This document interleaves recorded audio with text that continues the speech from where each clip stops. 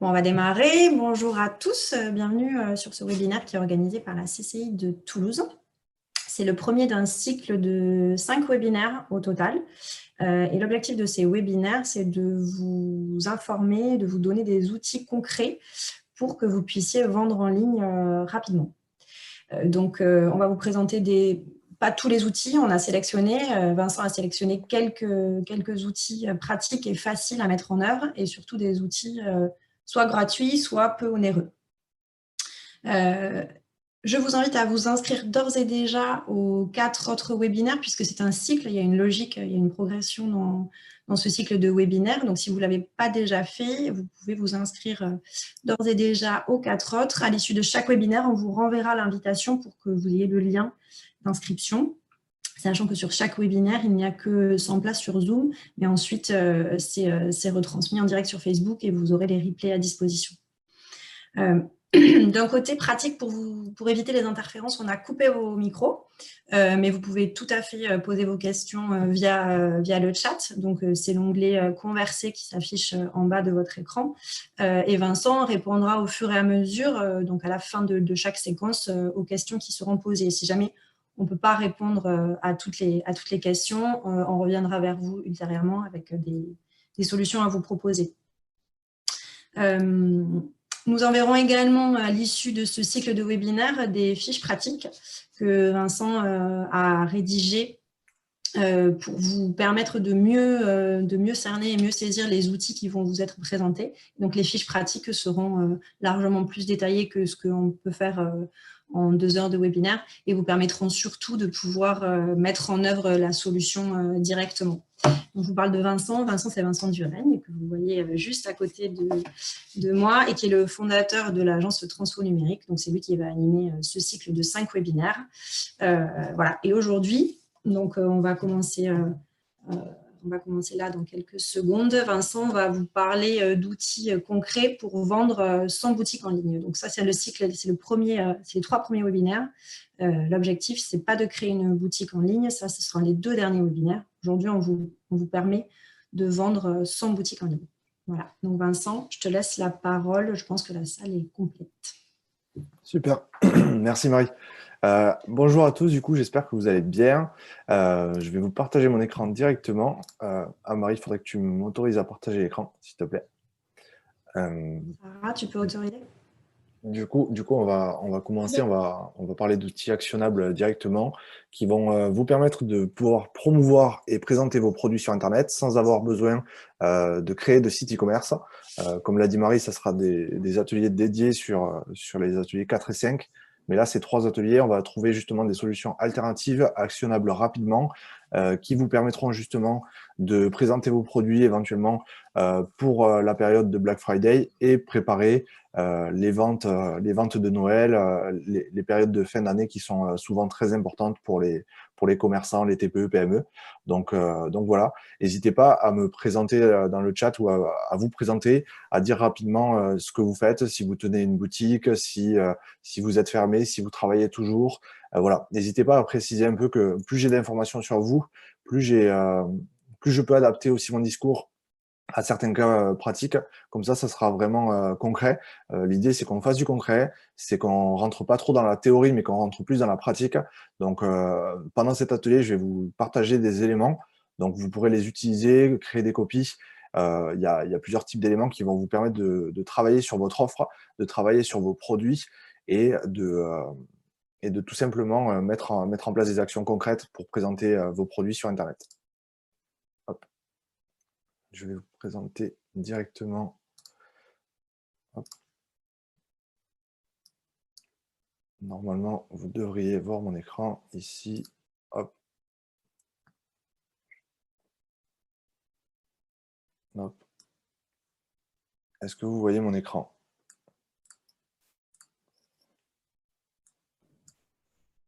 Oui, on le voit. Ouais, ok, super. Du coup, voilà un peu la trame de l'atelier. Je vais vous la présenter directement. Hop. Du coup, les deux formateurs que vous allez voir sur les différents ateliers, ça sera Reda, qui est le fondateur de l'agence Web Jigsaart, avec qui je travaille sur un projet commun qu'on a lancé justement pour les TPE-PME, qui s'appelle l'atelier du site. Je vous en parlerai un peu à la fin de cette présentation. Et du coup, pour me présenter rapidement, j'ai ma propre boîte qui s'appelle Transfo Numérique. J'accompagne les TPE-PME depuis 2015 à leur transformation numérique et digitale. Et je les accompagne principalement sur du référencement. Donc, le référencement, ça passe par de la création de sites internet, la publicité en ligne, le référencement naturel sur les moteurs de recherche, l'amélioration de votre présence en ligne sur les réseaux sociaux. Donc, je pense avoir un panel assez large d'outils et de bonnes pratiques à vous présenter pour pouvoir améliorer votre visibilité de manière générale sur Internet. Et dans ce contexte actuel, présenter rapidement vos produits sur Internet.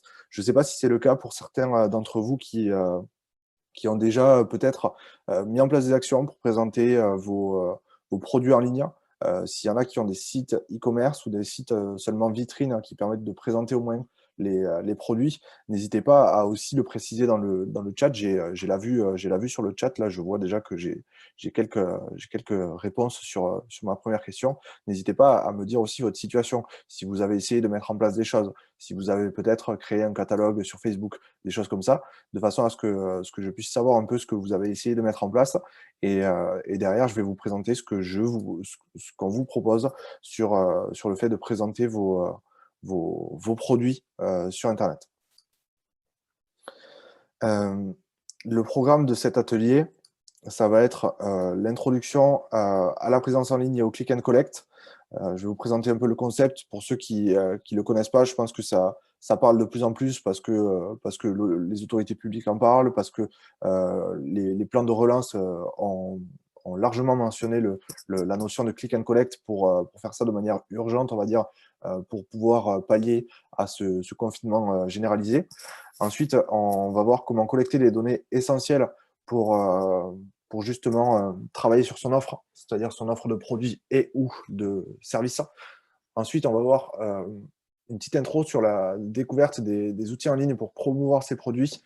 Et on va rentrer dans le vif du sujet avec un premier atelier pratique sur lequel vous allez pouvoir justement mettre en ligne gratuitement vos produits avec Google.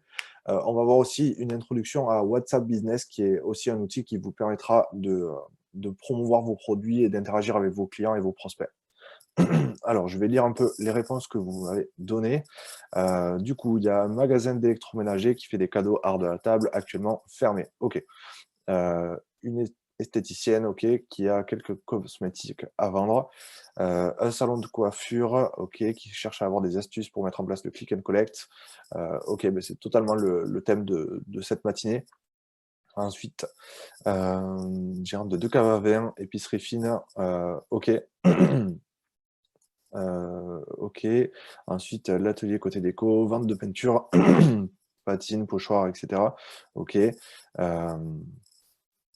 Qui a créé sa boutique, qui est en train de créer sa boutique sur C'est mon site. OK, d'accord. Ensuite, qui ont un site e-commerce sur Jimdo, mes courses.fr, découvert hier. OK.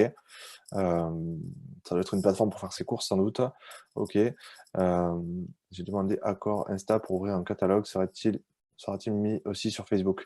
Oui, il sera mis sur Facebook le système de catalogue et on fera un atelier dédié à ça sur le prochain atelier. On fera un atelier que sur justement les catalogues Facebook et Instagram.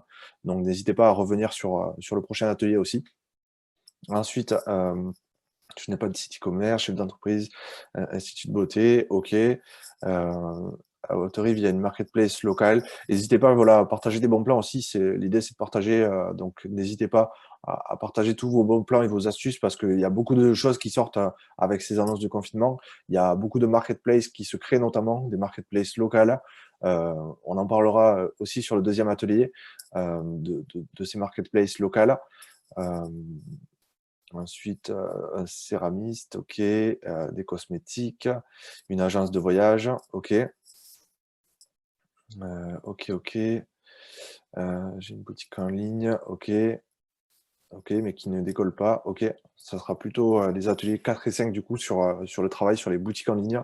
On va travailler principalement sur Shopify, sur les boutiques en ligne pour ceux qui connaissent.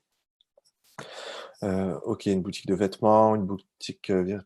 Je viens de créer une boutique virtuelle d'Amazon. Ok, super. Sur d'Amazon. Ok, c'est la nouvelle, le nouvel annuaire, on va dire, de la région Occitanie. Ok. On en parlera aussi sur le deuxième atelier éventuellement.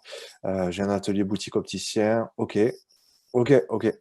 Bon, super. J'ai déjà un bon début pour commencer à adapter mon discours. C'est top. Donc, on va rentrer directement dans le vif du sujet avec l'introduction à la présence en ligne et au click and collect. Du coup, pour vous montrer un peu, il faut savoir que la différence entre le click, il existe deux types de click and collect, on va dire, il existe le click and collect et le click and reserve. La différence principale entre ces deux solutions, c'est que le click and collect, il va y avoir un paiement qui est effectué en ligne. Le click and reserve, à l'inverse, le paiement sera fait à la récupération de la commande. Donc, nous, on va travailler sur des solutions qui sont gratuites sur cette matinée. Je vais vous parler d'outils qui vont vous permettre de mettre en place rapidement et efficacement du click and reserve sur lequel en fait vous pouvez, je pense quasiment tous, au moins faire du retrait en magasin pour des produits, même si vous ne pouvez pas être ouvert au public. Donc ce qu'on va essayer de mettre en place justement ce matin, c'est de mettre en place justement ce click and reserve rapidement. Le click and collect, il faut, comme je l'ai précisé, avoir une plateforme de paiement. On le verra plutôt sur d'autres ateliers qui sont dédiés à ça. Mais de manière générale, l'idée, c'est que vous présentiez rapidement vos produits sur Internet. Et donc, je vais vous présenter des solutions qui sont actionnables rapidement. Petite introduction sur le référencement de manière générale. On a plusieurs types de référencement dans les résultats de recherche. Je pense que vous avez tous déjà vu ça. On a du référencement payant.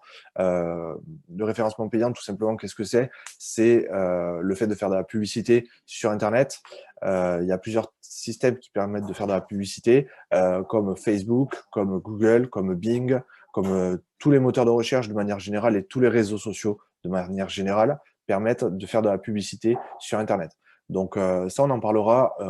Je vous présenterai quelques outils sur le troisième atelier qui permettront justement de promouvoir et de booster vos ventes pour ceux qui ont déjà un site e-commerce en place, pour ceux qui ont déjà un site Internet, pour ceux qui ont déjà mis en place des choses. Vous avez la possibilité de promouvoir ces activités-là. Et du coup, ça peut être intéressant de parler de publicité. Donc, je m'attarderai sur ce sujet-là, sur le troisième atelier. Ensuite, si on a le référencement naturel, il existe deux types de référencement naturel sur les moteurs de recherche. Le premier type de référencement naturel qu'on va constater, qui est le plus générique, c'est les liens dans les résultats de recherche qui ne sont pas sponsorisés. Comme vous pouvez le voir ici en vert, il n'y a pas écrit annonce, il n'y a pas écrit publicité ou autre. Donc, c'est un résultat naturel. Les résultats naturels, ils vont tout simplement pointer des liens vers un site Internet. Donc, il y a des bonnes pratiques à respecter pour le référencement naturel. L'idée, c'est de ne pas faire un atelier sur ça ce matin, mais je vais vous présenter au moins les grandes lignes des bons critères à respecter si vous avez un site Internet pour optimiser votre référencement naturel. Ensuite, il y a un deuxième type de référencement naturel qui existe. Je pense que ça, vous l'avez quasiment tous créé. C'est ce qu'on appelle des fiches Google My Business. Donc, on va faire l'atelier pratique dessus sur le fait de promouvoir ces produits. Il faut savoir que sur ces fiches-là, il y a aussi un système de référencement naturel qui va fonctionner, qui va avoir des critères spécifiques aux fiches Google My Business, parce que ce n'est pas les mêmes critères que sur le référencement des sites web de manière générale. Mais du coup, il y a un travail à faire aussi pour améliorer ces positions sur votre fiche Google My Business. Pour faire rapide sur le référencement naturel, il y a des éléments clés pour améliorer ce référencement naturel sur les moteurs de recherche avec vos sites Internet. Le premier, c'est le choix du contenu. Le choix du contenu, en fait, il va être déterminant dans le sens où vous allez devoir, en amont, avant de travailler sur vos pages, ou même si vous avez des pages actuellement qui ne sont pas forcément bien référencées, vous pouvez travailler sur ces pages en vous posant la question au départ sur le choix de votre contenu. Qu'est-ce que vous voulez présenter à vos prospects de quelle manière, sur quel terme de recherche vous allez souhaiter vous positionner aussi. Ça, c'est quelque chose de très important et on ne se pose pas souvent ou pas assez la question. Sur quel mot-clé je souhaite être référencé. Est-ce que c'est atteignable comme position? Par exemple, je vais reprendre un exemple que j'ai dans le chat.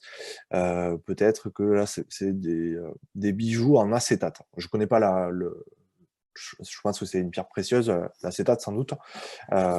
Des bijoux en acétate, mais du coup, est-ce que je pourrais pas faire un travail peut-être sur le fait de me référencer sur le terme bijoux en acétate Toulouse, ou sinon magasin de bijoux à Toulouse. Et donc en fait, je vais me poser la question de sur quel terme de recherche je souhaite être référencé, quel travail je vais faire pour me référencer. Et donc là, en fait, le choix du contenu il va être déterminant. Donc, je vais devoir d'abord rechercher pour voir s'il y a des volumes de recherche sur ces mots-clés. Donc, pour ça, je vous invite à noter ces outils. C'est des outils qui sont complémentaires et qui sont très, très bien. Il y en a un quatrième que j'ai pas mentionné, qui est un peu comme Keyword Planner. C'est Ubersuggest. Hop. Cet outil, il vous permet d'avoir des volumes de recherche. Donc, par exemple, si je tape bijoux acétate, je peux avoir des idées sur les volumes de recherche. Et donc ça, c'est quelque chose de très, très important. Des fois, on est peut-être trop technique sur les mots-clés qu'on propose. Là, OK, bijou acétate, ça fonctionne avec le bijou avec un X, donc au pluriel, pour le coup. Donc là, on commence à avoir des volumes de recherche. Le problème, c'est qu'il y a encore trop de contenu sur Internet qui n'apporte pas de trafic parce qu'en fait, on ne fait pas ce travail en amont de regarder s'il y a du volume de recherche ou pas. Peut-être que le terme acétate, c'est un peu trop technique. Donc, il faudrait peut-être sélectionner quelque chose de plus générique qui pourrait avoir un peu plus de volume de recherche. Je peux vous donner un exemple. Je ne sais pas si la thématique de vos bijoux, c'est des bijoux fantasy, mais voilà, on pourrait essayer de regarder plutôt peut-être bijoux fantasy qui va être un peu plus générique, je pense, et donc qui va directement avoir un peu plus de volume de recherche. Donc voilà. Là, on a 18 000 recherches mensuelles sur ce mot-clé-là. Par contre, le problème, c'est que là, on se confronte à une concurrence au niveau national. Donc, c'est beaucoup plus compliqué. Donc, ce qu'on peut essayer de rechercher, c'est bijoux fantasy Toulouse. Si vous êtes à Toulouse, bien sûr. Et donc, au final, on trouve un mot-clé qui est assez spécifique, qui est moins concurrentiel parce qu'on se positionne qu'avec les concurrents qui sont positionnés sur Toulouse et pas au niveau national, du coup. Et on a un volume de recherche qui est quand même conséquent, 260 recherches par mois, c'est quand même assez intéressant. Donc, on pourrait éventuellement travailler sur ce mot-clé-là. Bien sûr, si ça correspond totalement au type de produit que vous proposez. Mais ça, c'est une bonne pratique, on va dire, avant de faire un travail de référencement, de se poser la question de est-ce que mon mot-clé, est-ce que ma requête cible, la requête sur laquelle je souhaite me positionner est recherchée? Est-ce qu'elle a du volume de recherche? Est-ce qu'elle est concurrentielle aussi? Donc, n'hésitez pas à reprendre ce terme de recherche et à chercher éventuellement des concurrents pour voir un peu qui est positionné ici, qui est positionné sur Google My Business, qui est positionné sur les résultats naturels au niveau des sites Internet. Et donc là, déjà, vous pouvez faire un bon balayage de tout ce qui existe, de vos concurrents, et donc au final d'avoir des idées sur quel mot-clé se positionner. Donc voilà un peu la première étape du référencement naturel, c'est ça.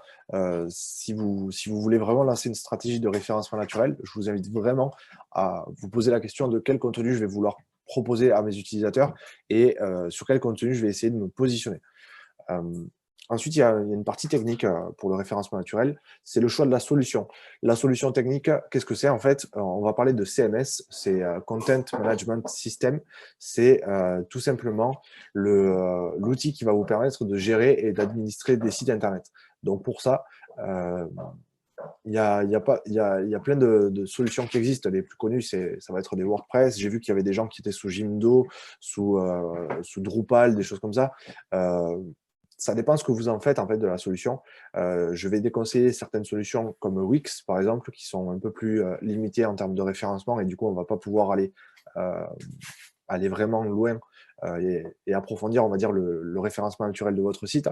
Parce qu'en fait, si vous voulez, derrière, il y a un code qui est généré pour écrire votre site. Et du coup, le code de Wix n'est pas forcément adapté à 100% au référencement naturel. Donc, c'est une des solutions que je déconseille par rapport à des WordPress qui sont beaucoup plus performants. Ensuite, il y a une question d'architecture. La question de l'architecture, en fait, tout simplement, c'est comment je structure mon site Internet. Donc, tout simplement, on peut à l'image d'un arbre généalogique, on va structurer sa page d'accueil, on va structurer les grandes catégories de son site et à l'intérieur, on va essayer de regrouper certains contenus qui sont plus ou moins pertinents les uns avec les autres, de façon à faire une architecture cohérente en termes de niveau d'importance aussi en fonction de vos grandes catégories. Il faut essayer de se poser la question. N'hésitez pas à prendre une feuille de papier et à vraiment vous faire une maquette au moins de page d'accueil, la catégorie 1, la catégorie 2, voilà. Essayez de structurer comme ça. Ensuite, l'architecture des pages, donc c'est-à-dire le contenu qu'on va mettre au sein de chaque page, doit aussi être précis. Donc n'hésitez pas à vous préparer en amont la structure d'une page pour vous dire, je parle de ça sur le premier bloc avec un titre en accord. Sur le deuxième bloc, je vais parler de ça avec un titre en accord. Essayez de structurer et d'aérer votre contenu. Le fait d'avoir une page avec juste un gros bloc de texte, c'est pas forcément l'idéal pour faire du référencement naturel. Pourquoi? Parce que déjà, d'une part, c'est pas super bien lisible par vos internautes, par les gens qui vous recherchent. Avoir un bloc de page de 1000 mots en un seul coup, c'est pas super digeste pour la lecture. Et du coup, les gens vont pas forcément rester sur cette page parce que c'est lourd et c'est un peu long. Donc, n'hésitez pas à aérer votre contenu, à l'architecturer de façon à mettre en place une stratégie de référencement efficace. Enfin, la fraîcheur, c'est tout simplement l'actualisation du contenu. Ça, c'est un critère qui revient très souvent chez Google de manière générale, que ce soit pour votre fiche Google My Business ou pour le référencement de votre site Internet.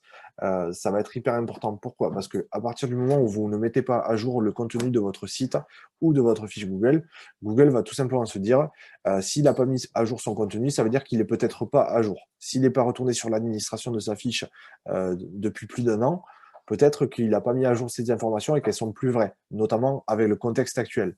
Donc, il va falloir mettre à jour le contenu qu'on propose sur le site Internet, sur la fiche Google My Business, de façon régulière.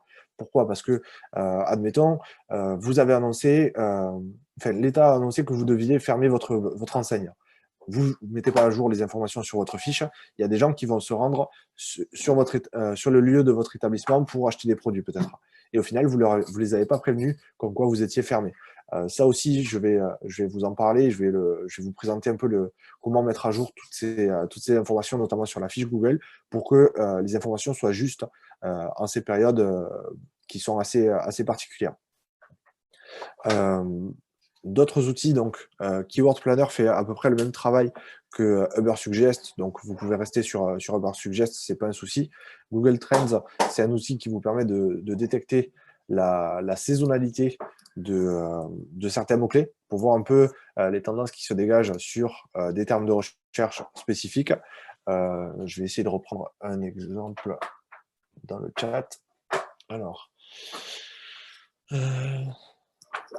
ok, opticien, peut-être.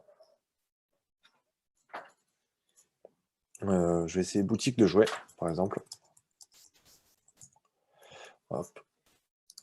On peut aussi comparer des mots-clés. Donc, par exemple, on peut comparer avec boutique de jeux.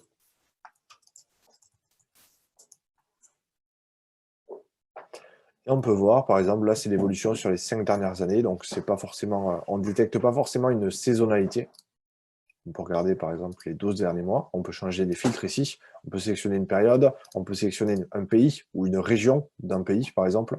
Donc, si je sélectionne la France et que je clique sur la flèche, en fait, que vous voyez ici, hop. Si je clique sur cette flèche, je peux sélectionner une région en particulier. Donc, par exemple, on va pouvoir sélectionner Midi-Pyrénées. Donc là, pour le coup, je n'ai pas forcément trop de volume sur une région, donc on va essayer de rester sur la France plutôt. Hop. On aura un peu plus de volume et ça permet de détecter des tendances. Donc là, boutique de jouets, boutique de jeux, on peut essayer avec magasin aussi. Hop. Voilà. Pour préparer la période de Noël. Ce qu'on peut faire aussi, c'est regarder un peu les tendances de recherche par rapport aux cadeaux de Noël. hop, cadeau de Noël, idée cadeau de Noël, par exemple, pour un peu regarder aussi les pics de recherche sur une période. Donc là, on peut éventuellement prendre les 5 dernières années, comme ça on voit un peu les pics de recherche au fur et à mesure du temps. À mon avis, voilà, on va avoir des pics qui sont assez précis. Et du coup, on peut se dire que les gens, ils commencent à regarder le début de la courbe de croissance, elle va être en octobre, voire en novembre, bien décalé, quoi.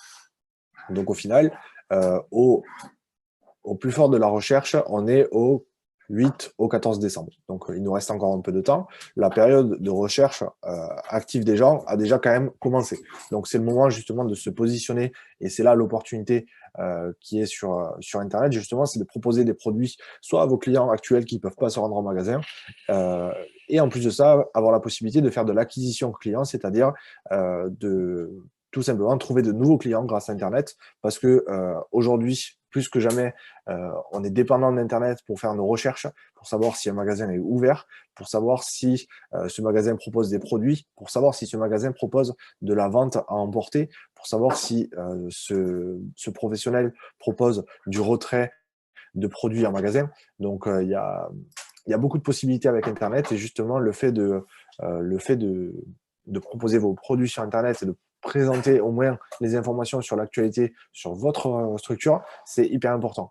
Et donc, on peut voir qu'on est en plein dedans, on est en plein dans la période justement de pic de recherche pour les cadeaux de Noël. Donc, l'idée, c'est aussi ça, c'est de pouvoir rebondir rapidement et de présenter des choses actionnables rapidement sur cette période qui est une période forte pour les commerçants et les TPE-PME. Hop.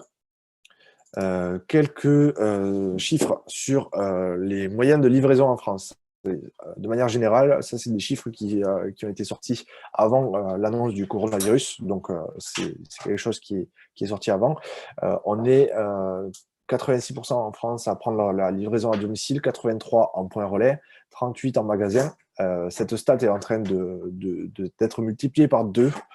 Ça, c'est un chiffre qui est sorti sur le deuxième trimestre de 2020, pour le coup.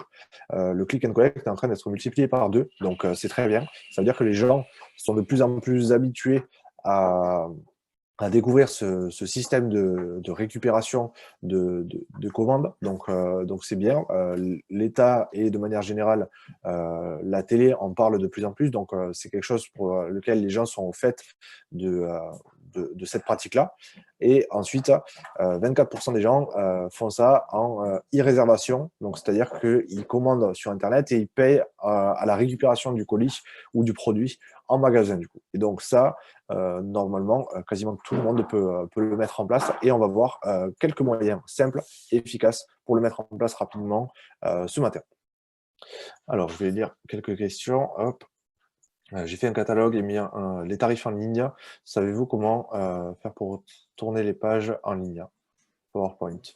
Je sais qu'il y a des catalogues. Si vous voulez faire des catalogues par rapport à la question d'une personne, je crois qu'il y a Calameo qui propose ça. Donc, c'est des PDF en fait que vous pouvez publier et partager. Si vous avez déjà un fichier PDF avec votre catalogue de produits, vous pouvez le publier là-dessus. Et en fait, ça va faire un livre interactif et ça vous propose en fait des templates comme ça. C'est des modèles, on va dire, de catalogue. Je peux vous en montrer quelques-uns. Hop, lire la publication. Et donc, ça fait comme ça. Donc, si vous avez un catalogue sous la forme d'un PDF, vous pouvez faire un Calameo. Il me semble que c'est gratuit jusqu'à une certaine utilisation. C'est peut-être limité en nombre de pages. Donc voilà, ça fait on a jusqu'à 15 gigas, 500 pages par document, 100 MO par document. Donc, ça va. Franchement, vous avez... même si vous avez un gros catalogue, vous pouvez l'importer gratuitement. C'est plutôt bien fait. Donc, pour ceux qui ont un catalogue sous la forme d'un PDF, ça peut être intéressant d'utiliser Calameo. Il y en a d'autres. Hein. J'ai celui-là en tête, mais je sais qu'il en existe d'autres. Alors, j'ai une boutique physique de vente d'articles pour arts martiaux, actuellement fermée. Je fais des click and collect. J'ai également un site internet avec Oxatis et je vends également sur Amazon. Ok, très bien. Je vais vous montrer aussi on va voir aussi quelques autres bonnes pratiques pour promouvoir vos produits. En fait, notamment avec Google My Business, l'avantage, c'est qu'on fait au moins de la présentation de produits via un système de catalogue. Mais en plus de ça, on va aussi pouvoir mettre en place, faire de l'acquisition client et faire découvrir nos produits à nos prospects. Est-ce qu'on peut avoir ces outils en PDF? Monia, je sais pas de quoi vous parlez. Des outils en PDF, je ne comprends pas forcément.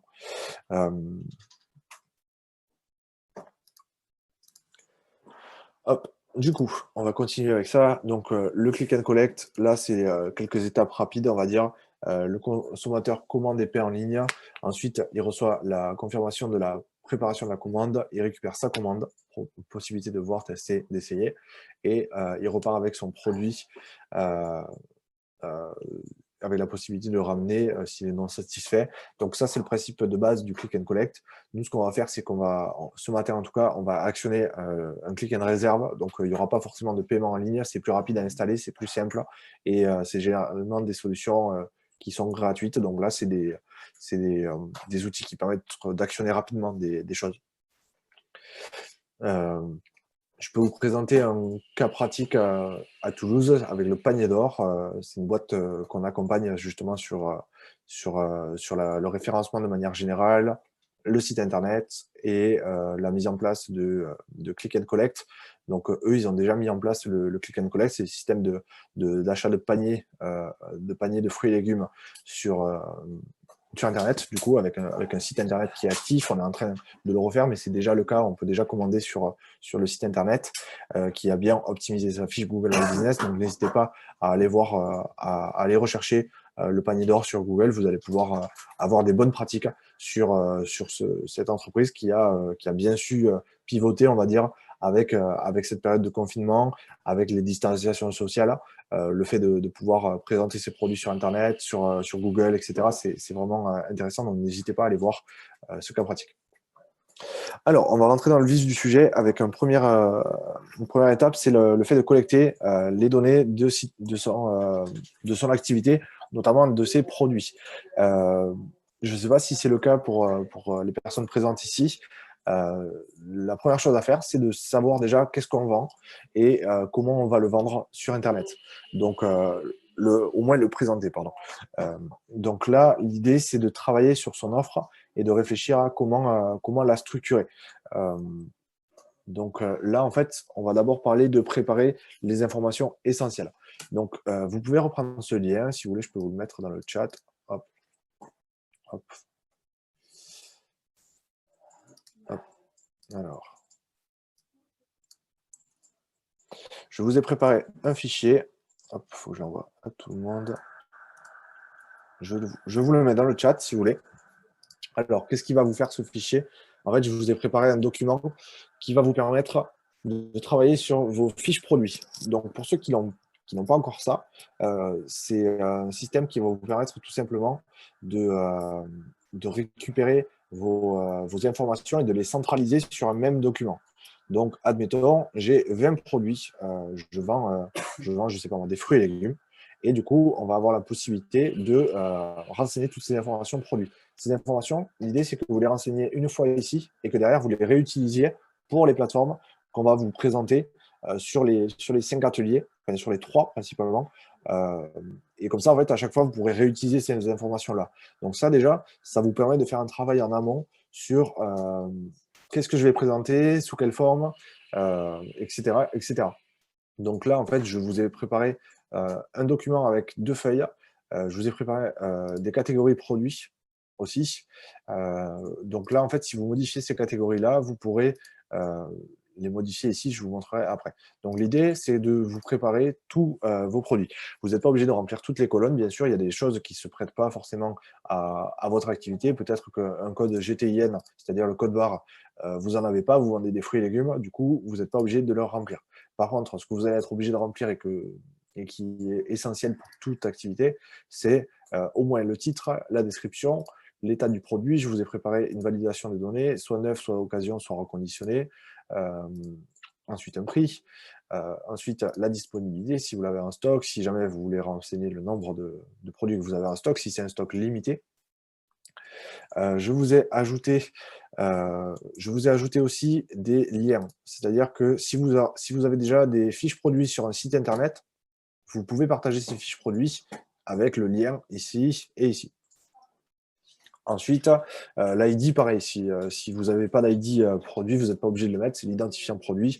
Si jamais, sinon, vous pouvez faire ça. Admettons, on va faire le produit 1000, et derrière, si on tire la colonne, normalement, ça devrait augmenter de 1 par 1. Non, ok. Hop. Non, hop. Hop. Attends, je fais ça. Voilà. Du coup, là, ça peut vous faire des identifiants produits si vous n'en aviez pas éventuellement. Donc, comment on fait pour remplir ce document?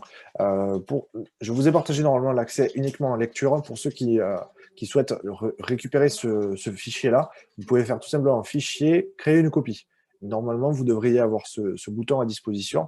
Et donc, comme ça, vous pourriez avoir une copie modifiable de ce document. Donc, comment ça fonctionne? Tout simplement, je vais renseigner les informations de tous mes produits. Donc, admettons, je vends, je sais pas, du matériel de cuisine. Donc là, par exemple, rouleau, pâtisserie, et éventuellement, je peux ajouter le nom de ma boîte. Donc, par exemple,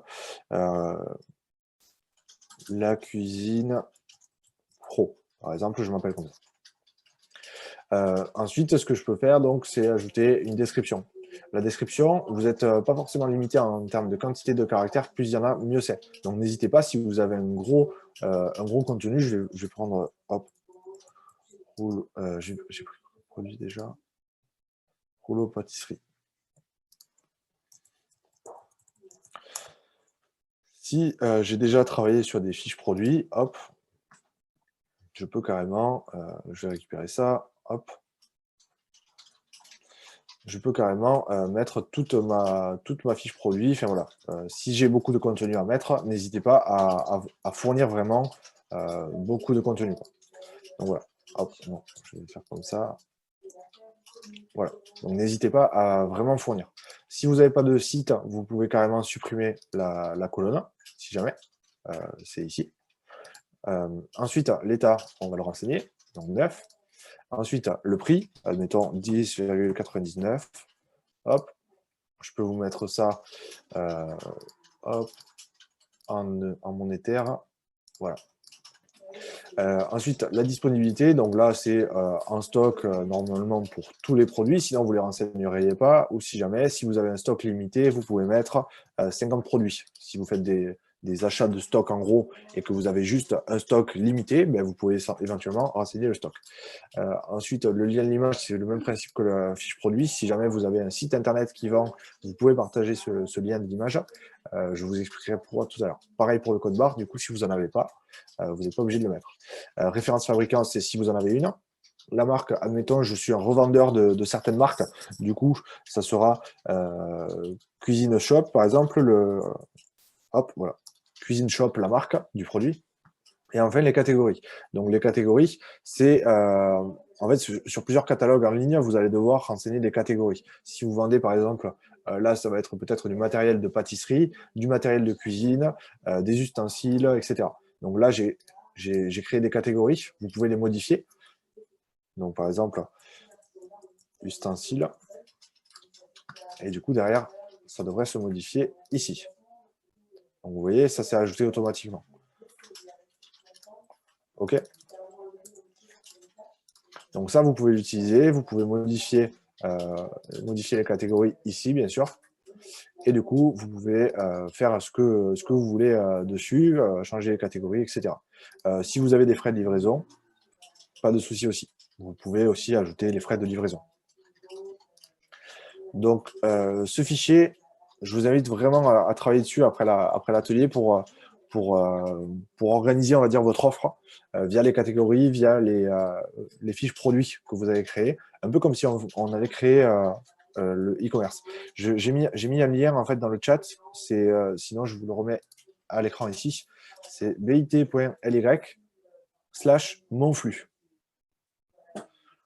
Si vous faites ça, normalement, vous devriez arriver sur un fichier, ici, et vous pouvez le modifier en faisant fichier, créer une copie. et la copie sera modifiable, du coup.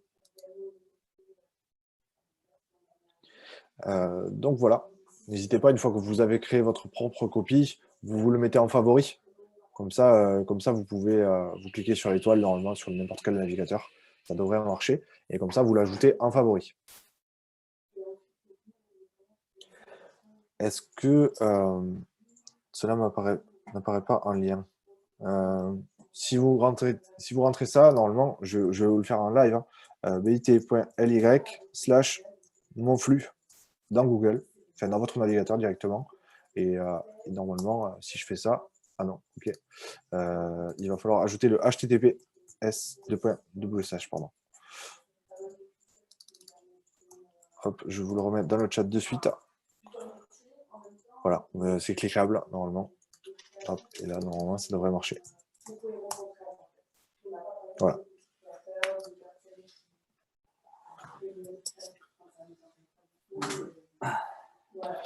Donc, normalement, vous pouvez cliquer dessus directement. Voilà. Si vous cliquez dans le chat, ça vous l'ouvre. Hop. Hop. Hop. Oui, il est en lecture seule uniquement, c'est normal. Comme ça, en fait, vous pouvez vous créer une copie ici. Parce que sinon, vous allez tous modifier le même document et ça risque d'être compliqué. Du coup, vous faites une copie et comme ça, vous l'aurez pour vous. Vous pouvez le renseigner avec vos produits directement. C'est ça qui est intéressant, justement, c'est que vous pourrez, comme ça, tout centraliser.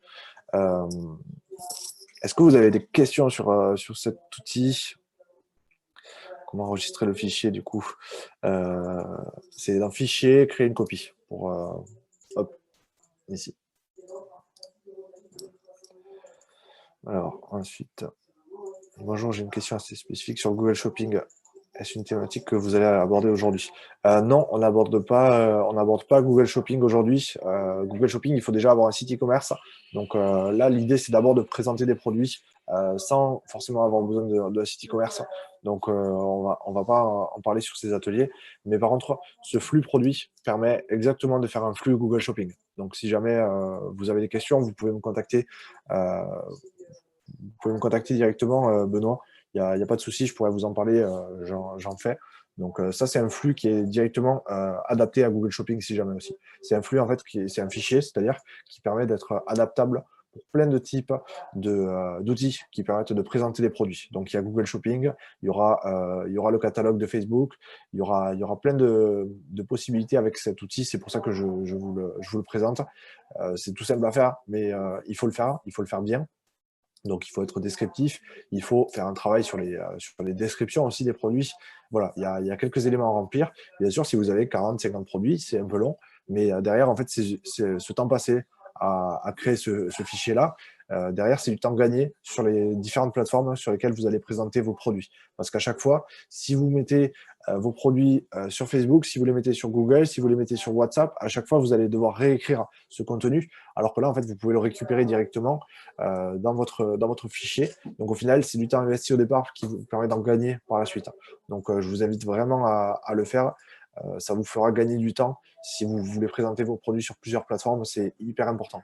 Et même si demain, vous voulez basculer votre site sur du e-commerce ou si vous voulez créer un site en e-commerce, ben ce fichier-là vous aidera aussi à créer votre stock de produits, on va dire, sur la boutique e-commerce.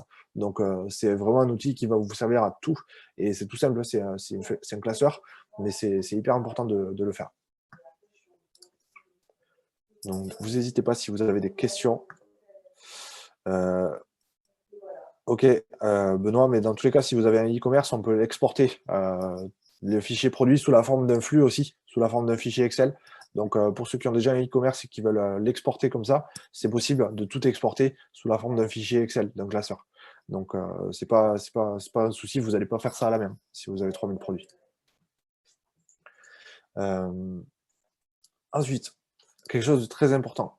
Une fois qu'on a fait le travail sur le contenu de son offre de produits et de services, ce qu'on va devoir faire, c'est travailler sur des fiches produits. Travailler sur des fiches produits, c'est mettre en avant vos produits via des photos. Je ne sais pas s'il y en a qui ont déjà fait ça, faire de la prise de photos sur les produits.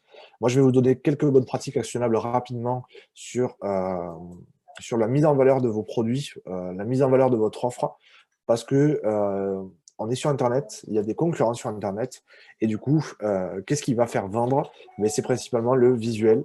Pourquoi? Parce qu'on n'est pas en magasin, on ne peut pas toucher le produit, on ne peut pas le voir, et du coup, au final, ce qui va être déterminant, c'est le visuel du produit. Dans 90% des cas, c'est le visuel et pas la technicité du produit, à part pour certains produits qui sont vraiment techniques, hein, pour le coup, mais euh, c'est les visuels qui vont compter pour le coup. Et, euh, et du coup, là, je vous donne quelques bonnes pratiques. J'ai encore une question sur Google Shopping de Nassira. On ne peut pas créer un e-commerce sur Google Shopping. En fait, Google Shopping, c'est un outil qui permet de faire de la publicité sur Google de vos produits si vous avez déjà un site e-commerce. Donc ça, pour le coup, en fait, si je tape par exemple euh, rouleau de pâtisserie, ces résultats-là sont des résultats tirés de Google Shopping. Pour ce faire, si vous voulez faire de la publicité sur Google Shopping, vous devrez avoir un site e-commerce actif et en plus de ça, créer un flux produit. Donc, créer un flux produit qui est issu de vos fiches produits. Donc, si vous avez déjà un e-commerce, vous pouvez exporter toutes vos fiches produits d'un coup et créer un fichier automatiquement qui est comme ça, déjà. Donc, je ne vais pas détailler plus que ça la partie Google Shopping. J'en parlerai plutôt sur la partie du troisième atelier, sur la partie de promouvoir ses produits. Et là, ça fait partie de la promotion des produits puisque c'est de la publicité et donc de la mise en avant de produits. Donc là, pour revenir au visuel, ça c'est un moyen très bon pour mettre en valeur des produits. C'est déjà de ne pas commettre l'erreur de faire des photos de produits sur de l'inox éventuellement. C'est des matériaux qui reflètent, on va dire, des mauvais éléments et voilà, on voit la lumière qui n'est pas forcément bonne. Moi, ce que je vous conseille, c'est pour la mise en valeur de vos produits via la prise de photos. Vous avez plusieurs matériaux comme ça, comme le marbre, comme le bois, comme l'ardoise, comme une nappe, comme un fond transparent aussi qui sont intéressants. Donc je vous invite à utiliser ce genre de matériaux pour faire vos photos et pas forcément des matériaux brillants qui reflètent de la lumière. Je vous ai mis quelques exemples de photos qui sont très bien réalisées. On le voit ici avec un fond, c'est pas de l'ardoise, mais ça y ressemble pas mal. Ça, en fait, on va appeler ça des packshots. Des packshots, en fait, c'est tout simplement des systèmes, enfin, de la prise de vue de produits, en fait, pour faire des fiches produits, justement. Donc ça, vous pouvez le voir et vous pouvez regarder tout simplement les concurrents qui le font. Donc, c'est-à-dire, même si ce n'est pas des concurrents dans votre région ou autre, si vous vendez, je ne sais pas, des bracelets, par exemple, vous pouvez tout simplement regarder sur Google Images, sur Google Shopping, des bracelets. Par exemple, je tape bracelet or et je vais pouvoir regarder soit dans Google Shopping les photos des produits pour m'inspirer. Donc, principalement sur la bijouterie, on va avoir souvent des fonds transparents, c'est-à-dire du fond blanc, mais il est possible aussi de mettre en valeur de cette manière, et je trouve ça très bien, des produits.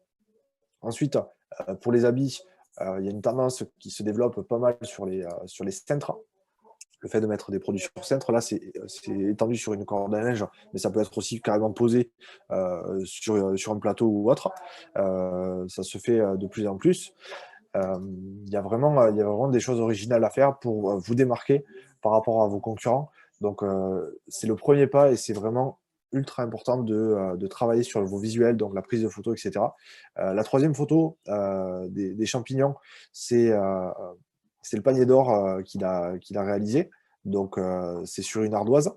C'est une photo qui met vraiment en valeur le produit et qui est authentique pour le coup. Donc, c'est aussi assez intéressant. Donc ça, moi, ce que je vous conseille, c'est tout simplement de vous inspirer de ce qui se fait de mieux sur Internet, sur votre secteur d'activité. Si vous vendez des fruits et légumes, regardez des photos de fruits et légumes et essayez de vous en inspirer. Je vous ai mis une troisième image. Cette troisième image, en fait, c'est le moyen pour faire des photos de produits sur fond transparent, en fait. On appelle ça une boîte de packshot. En fait, c'est une boîte qui permet de faire de la prise de photos de visuels sur fond transparent, en fait, ou sur fond totalement blanc, sans avoir un aspect amateur. Il faut savoir que cette boîte-là, elle commence à partir de 2 euros. En fait, c'est une boîte en tissu dans laquelle on va projeter de la lumière. Ça commence à partir de 2 euros sur Internet. Donc, je vous invite vraiment à regarder ça. Si jamais vous voulez faire de la prise de photos sur fond transparent, comme vous pouvez le voir sur les fiches produits ici, mais du coup, c'est tout simplement avec une boîte à Packshot. Donc, je vais, hop, Packshot Creator, je crois que c'est ça. Box peut-être. Voilà. Bon, il y en a vraiment à tous les prix. J'en ai vu à partir de 2 € sur Internet, j'ai regardé ça. Il y en a vraiment à tous les prix. Là, il y en a une à 25 € par exemple. Il y en a vraiment à tous les prix. Il y en a des plus professionnels, il y en a des plus amateurs. Mais dans tous les cas, ça fait quand même bien le travail. Et ça permet de faire des visuels de qualité. C'est ça qui va faire la différence sur le choix d'achat du produit. Donc, je vous invite vraiment à vous poser la question et à se dire est-ce que je ne devrais pas refaire mes photos si elles ne sont pas forcément d'actualité, ou est-ce que je ne devrais pas faire des photos si je ne les ai pas encore faites. Et du coup, je vais vous donner quelques bonnes pratiques comme ça pour la prise de photos. Justement, ici, il y a une notion d'angle. Je vous donne 3 angles photos qui sont assez intéressants pour faire des photos de produits. Un angle à 30 degrés, c'est l'angle, on va dire, le plus naturel pour les photos. C'est celui qu'on retrouve aussi sur la photo des champignons ici, à peu près 30 degrés, qui est assez courant et qui marche très bien. Ensuite, il ne faut pas hésiter à scénariser vos produits avec une photo top view, c'est-à-dire une photo d'en haut. Souvent, on le fait pour les plats, mais ça peut se faire... Ah ouais, c'est possible. J'ai mis en plein écran, c'est peut-être pour ça. Je le remets comme ça, peut-être? Si je fais comme ça, normalement, ça devrait marcher. Hop. Est-ce que ça marche comme ça? Normalement, oui. Du coup, la top view, c'est la vue d'en haut qui marche très bien pour les plats de manière générale, donc pour les restaurateurs ou autres. Mais ça marche aussi très bien pour les produits, pour scénariser, pour complémentariser, ça peut être intéressant. Et enfin, la photo horizontale aussi, donc vraiment sur un angle totalement plat, pour mettre en valeur, on va dire, un volume et le détail d'un produit. Donc, c'est 3 angles de vue qui vous permettent justement de mettre en avant certains éléments. Est-ce que vous avez des questions sur la partie justement de la prise de vue? Tout le monde a ses photos ou est-ce qu'il y en a qui vont les faire du coup?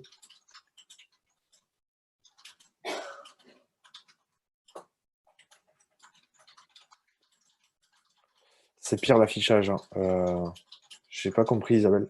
C'est mieux ou c'est pire du coup?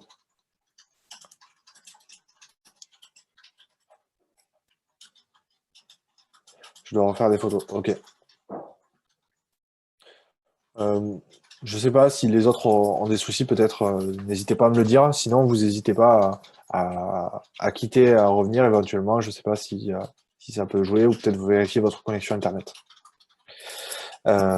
Ensuite, du coup, je vais vous parler des indispensables pour référencer vos produits sur Internet et je vais vous parler d'une alternative à ça. Donc, la première, c'est Google My Business. Je ne vais pas trop m'attarder dessus parce qu'on va rentrer dans le vif du sujet juste après sur Google My Business. Ensuite, on va parler de Facebook et Instagram rapidement. Il faut savoir qu'on peut promouvoir ses produits via un espace boutique directement dans Facebook et Instagram. Donc, je vais en parler plutôt sur le deuxième atelier de Facebook et Instagram. Ce sera un atelier dédié justement sur comment créer sa boutique sur Facebook ou Instagram. Première étape, on va mettre en place du click and collect rapide et simple avec Google Forms. Je ne sais pas s'il y en a qui connaissent Google Forms, c'est un système de formulaire en ligne qui est gratuit.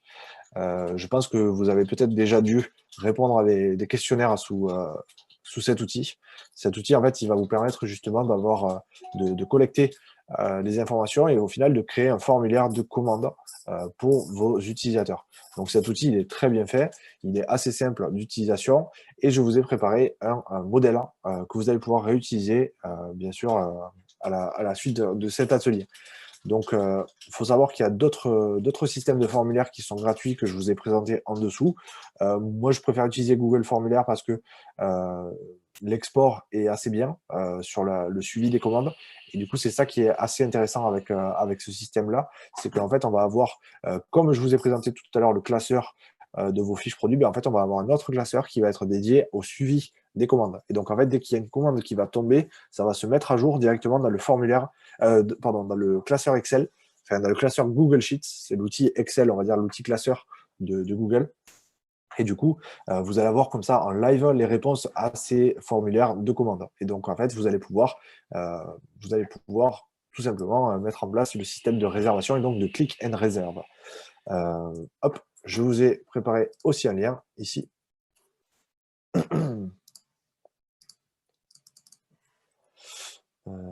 Hop.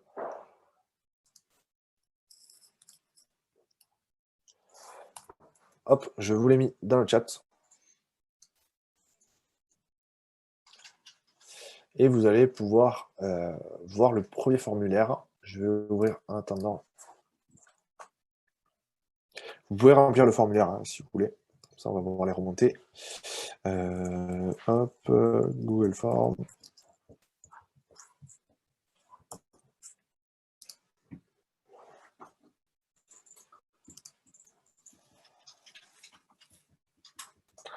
Donc voilà, là je vous ai créé un premier formulaire, vous allez pouvoir, je vais pouvoir vous le partager. Donc là, je vous ai fait un formulaire assez simple, vous allez pouvoir faire différemment, vous allez pouvoir tout personnaliser. Moi je vous ai fait ça comme si on vendait des choses en fonction d'un poids, donc comme si on vendait par exemple des fruits et légumes ou autre. Ça pourrait être éventuellement des tailles, à la place de 500 grammes, 1 kg, 3 kg, on pourrait rajouter une quatrième colonne et ça pourrait être S, M, L, XL si on vend des habits. On va voir après comment on va le partager, ce formulaire. Pour l'instant, on voit la création du formulaire et derrière, on va voir comment le partager avec votre audience. Donc, admettons, je remplis ce formulaire. Moi, je peux regarder directement les statistiques. Hop. Non, pas ici.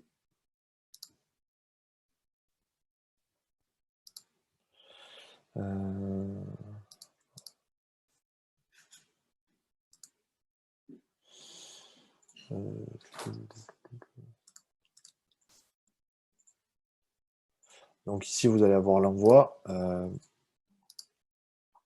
me l'étais préparé, mais je ne sais plus où est-ce qu'il est. Je vais l'envoyer. Ah voilà, c'est ici. Donc, je vais accéder à ça. Donc, vous pouvez remplir les... Voilà. Donc là, je suis en train de voir justement les réponses qui sont en train d'être ajoutées au fur et à mesure. Donc, en fait, si je réponds à ces questions, Hello Toulouse, par exemple, test@gmail.com. Donc ici, je vais pouvoir faire mes petites courses au final, comme si j'étais sur un système de drive. Hop, du coup, je vais récupérer ça. Je prends du produit 1, du produit 2 en 1 kg, de la catégorie 2. Donc, par exemple, pour contextualiser, ça pourrait être, je sais pas moi, fruits, légumes, fruits exotiques, etc., etc. C'est pas des champs obligatoires, donc les gens, ils sont pas obligés de tout prendre. Hop, voilà, et voilà. Et donc, j'envoie. Donc, au final, la personne, elle a le nom et éventuellement, elle peut renseigner son prénom si jamais. Ça, on peut tout personnaliser. Je vais vous montrer comment après. Hop, je renseigne et j'envoie. Et donc, ma commande est partie. Hop, et du coup, on retrouve directement en live la commande qui est passée. Donc voilà, je vais vous montrer ensuite comment se fait l'administration de ce questionnaire. Ici, en fait, on peut faire du drag and drop, c'est-à-dire du glisser-déposer des différentes questions. Donc ça, c'est assez simple. Si on veut modifier le champ, donc là, j'ai mis catégorie 1, mais ça pourrait être, du coup, ça, c'est à remplir pour vous. Là, j'ai fait une grille de cases à cocher. On a plusieurs types de questions qu'on peut... on a plusieurs types de questions qu'on peut mettre en place. Justement, je vais vous montrer comment l'intégrer sur votre site aussi. On y viendra. Là, je vous montre d'abord comment le créer et comment le gérer de la meilleure des manières. Donc, admettons, êtes-vous déjà client? Oui, non. OK. Votre nom, votre email. Là, j'ai pas mis, on aurait pu très bien le mettre. Hop, je vais ajouter une question qui va s'afficher en dessous. Hop, je vais pouvoir sélectionner une date. Par exemple, à quelle date souhaitez-vous récupérer la commande, par exemple. Et donc, la personne pourra choisir une date ici. OK? Donc là, si j'enregistre, hop, hop, je suis même pas obligé, je pense que si je l'actualise comme ça, hop, voilà. À quelle date souhaitez-vous récupérer la commande? Donc là, je vais pouvoir choisir, hop, une date, ici. Ou sinon, la renseigner directement. Hop, voilà. Et donc, comme ça, on a aussi la date de récupération de la commande. Donc ça, c'est plutôt bien pour pouvoir justement planifier, on va dire, son calendrier, sa prise de commande. Donc c'est plutôt bien fait. On peut créer pas mal de types de formulaires. C'est un outil qui est gratuit à 100%. Vous pouvez suivre les réponses soit directement sur Google Forms, soit laisser ouvert votre formulaire. Il n'y a pas besoin d'actualiser la page. Il n'y a rien besoin de faire. Il y a juste besoin d'avoir la page ouverte pour pouvoir suivre l'ajout de lignes. Vous avez l'horodateur, donc ce qui veut dire que vous savez à quelle heure la personne a répondu au formulaire. Donc, vous pouvez vous dire, peut-être que c'est 4 heures après la prise de commande. Donc, si jamais vous voulez dire un délai de préparation de commande, vous pouvez dire, on s'engage à préparer votre commande sous 4 heures. Et donc, au final, vous pouvez gérer, en fonction de l'heure de la prise de commande, combien de temps la personne a mis en place ça. Du coup, ce qu'on peut faire aussi, c'est qu'on peut ajouter des sections. Là, j'en ai pas ajouté d'autres. Admettons, ça, c'est la section information personnelle ici. Hop. Ajouter une section ici. Donc là, je vais pouvoir, là, là, c'est pour le coup mon premier formulaire. Hop, ici, ça va être la section information personnelle, par exemple. Hop, ici,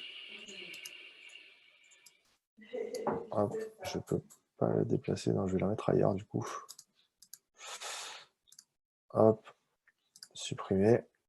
Oh non, dommage. Hop. Je vais pouvoir la déplacer ou pas? Non, je vais pas pouvoir la déplacer. Ok, bon, je peux sortir tout ça. Ok. Du coup, vous allez pouvoir créer plusieurs sections. En fait, c'est tout simplement, on peut aller en fait séparer le formulaire s'il est un peu long. C'est-à-dire que si vous voulez, par exemple, créer un formulaire en 2 pages parce que c'est un peu long, vous pouvez ajouter des sections comme ça et donc, au final, permettre d'accéder à la page 2 qui est la section numéro 2. Donc là, par exemple, information sur la commande.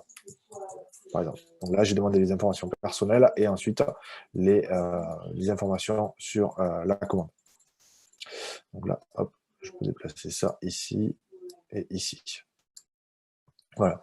Donc au final, là, si j'actualise la page ici, hop.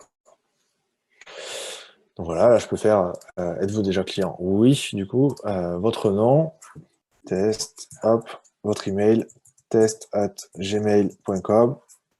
Sûr. N'hésitez pas, vous pouvez aussi demander un numéro de téléphone.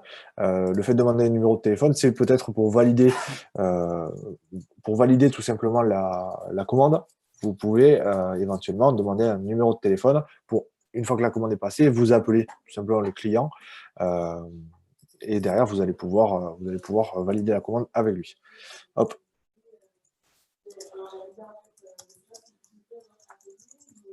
Hop.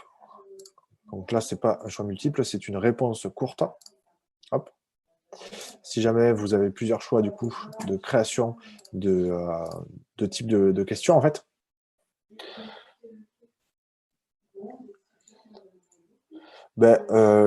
L'idée c'est que dans tous les cas, le RGPD, vous avez pas, normalement vous n'avez pas le droit de récupérer les adresses email. Vous n'êtes pas obligé de le faire. Dans tous les cas, là vous avez à partir du moment, en fait, la collecte des données, elle n'est pas interdite, c'est le traitement et l'utilisation de ces données qui va être derrière. Donc, bien sûr, si vous ne proposez pas de case à cocher comme quoi la personne doit consentir à recevoir des emails, si vous souhaitez envoyer des emails, bien sûr que qu'il va y avoir un souci si vous envoyez des emails à ces personnes-là. Les personnes, elles ont juste voulu passer commande. Bien sûr, sinon, ce que vous pouvez faire, c'est que la personne consentisse à ça. Dans tous les cas, le champ n'est pas obligatoire. Donc là, on peut le rendre obligatoire de cette manière. Mais sinon, voilà, vous ne le mettez pas obligatoire. Et donc, au final, si la personne ne le remplit pas, elle n'est pas... voilà, il faut juste répondre obligatoirement à cette question. Là, j'aurais pu mettre le numéro de téléphone ou le nom, éventuellement, d'obligatoire. Mais c'est vrai que l'email, on n'est pas obligé. Donc ça, pour rendre un champ obligatoire ou pas, c'est tout simplement la case à cocher ici. Par exemple, hop, je vais décocher l'email, je vais cocher le nom. Comme ça, je suis sûr que telle personne a commandé tel produit. Voilà. Mais l'email, on n'est pas obligé de le renseigner. Sinon, ce qu'on peut faire aussi, pour que la personne consente à recevoir des emails. Hop.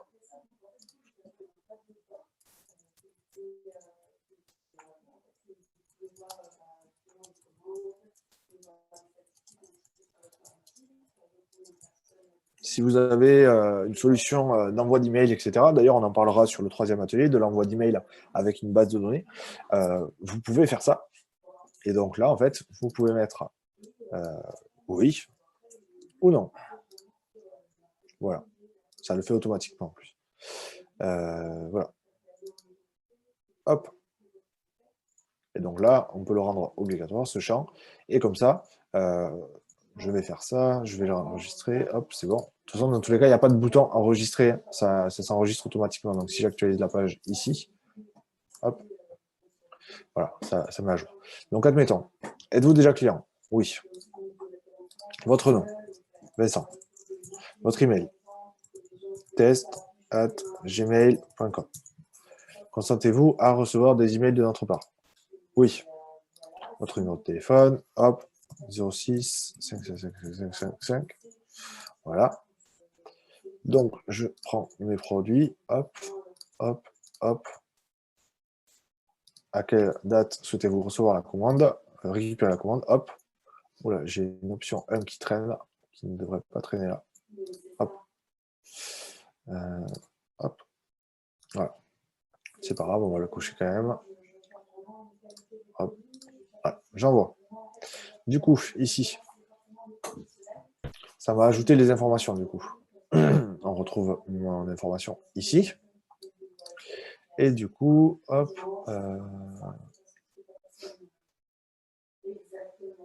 Voilà. Consentez-vous à recevoir des emails de notre part? Oui. Ce qu'on peut faire éventuellement, c'est qu'on peut ici trier.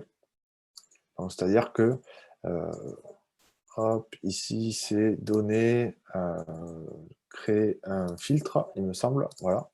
Et donc, au final, si j'ai beaucoup de commandes, ce qu'on peut faire, c'est éventuellement trier ici. Non, c'est ici. Je prends que les oui. Donc, admettons, il y a des personnes qui ont répondu non ici. Hop. Voilà. Mais du coup, en fait, je peux sélectionner que les personnes qui ont dit oui. Et du coup, comme ça, je peux récupérer les emails que des personnes qui ont répondu oui. Donc, si jamais, ça fait un consentement RGPD qui est autorisé.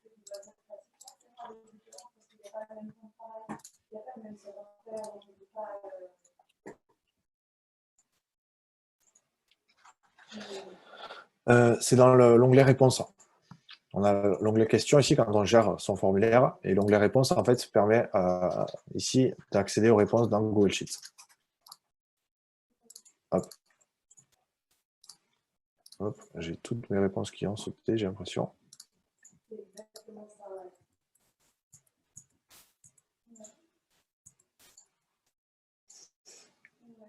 Hop. Oui. Attention à ça. Hop, voilà. Okay. Ne modifiez pas les champs qui ont été remplis par les gens. Si vous modifiez ces champs-là, ça peut faire sauter la remontée de réponse. Donc attention à ça. Je vous inviterai à ne pas modifier tous ces champs-là. Si vous les modifiez, normalement, les réponses ne devraient pas remonter. Donc, attention à ça. Si jamais vous voulez récupérer toutes les informations pour faire votre suivi de commande, ce que vous pouvez faire, c'est que vous pouvez vous créer une copie. Donc, admettons, tous les jours, vous faites la copie et comme ça, vous pouvez sélectionner. Vous pouvez prendre, par exemple, aussi avec la bonne date. Donc, par exemple, ici, je prends toutes mes commandes du 12. Derrière, je les copie et je les mets sur un autre fichier. Comme ça évite de modifier le fichier, qui est un fichier ici qui est dynamique. C'est dynamiquement rempli ici. Est-ce que ça va? Du coup, pour le RGPD, j'ai répondu à votre question. Comment pour passer du doc saisie du formulaire pour arriver sur l'Excel? Ok, ouais, c'est bon, je pense avoir répondu. Du coup, je vais vous partager ce document. Hop. Alors. Hop. Non, où est-ce que c'est déjà? Il me semble que c'est plus haut. Il me semble que c'est là.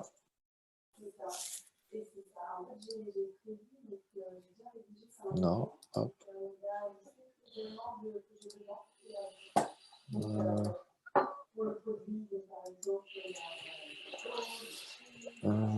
Hop, c'était où? C'était créer, ajouter des collaborateurs.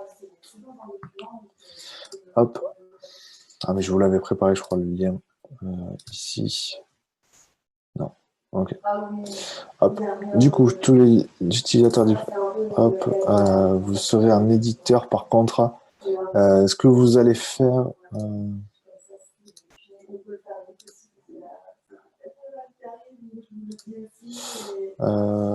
non, je vais vous mettre comme ça. Copier le lien, je vous le mets dans le chat. Juste, attention, vous allez avoir un accès éditeur. Donc, ne modifiez pas ce document, faites une copie. Donc, pour ça, vous allez arriver ici. Et vous allez pouvoir faire ici une... Non, pas ici, pardon. Vous allez ouvrir le document et ici, vous allez pouvoir créer une copie. Donc, créer une copie avant de le modifier. Est-ce que c'est bon pour ça? Ensuite, du coup, est-ce que c'est clair le Google Form là, pour faire du click and collect?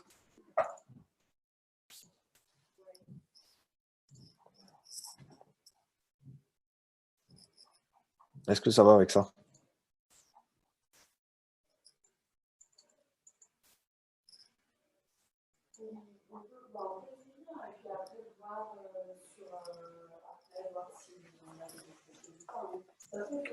Ouais, ok, super.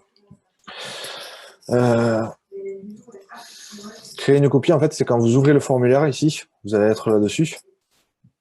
Non, il n'y a pas de paiement sur le formulaire.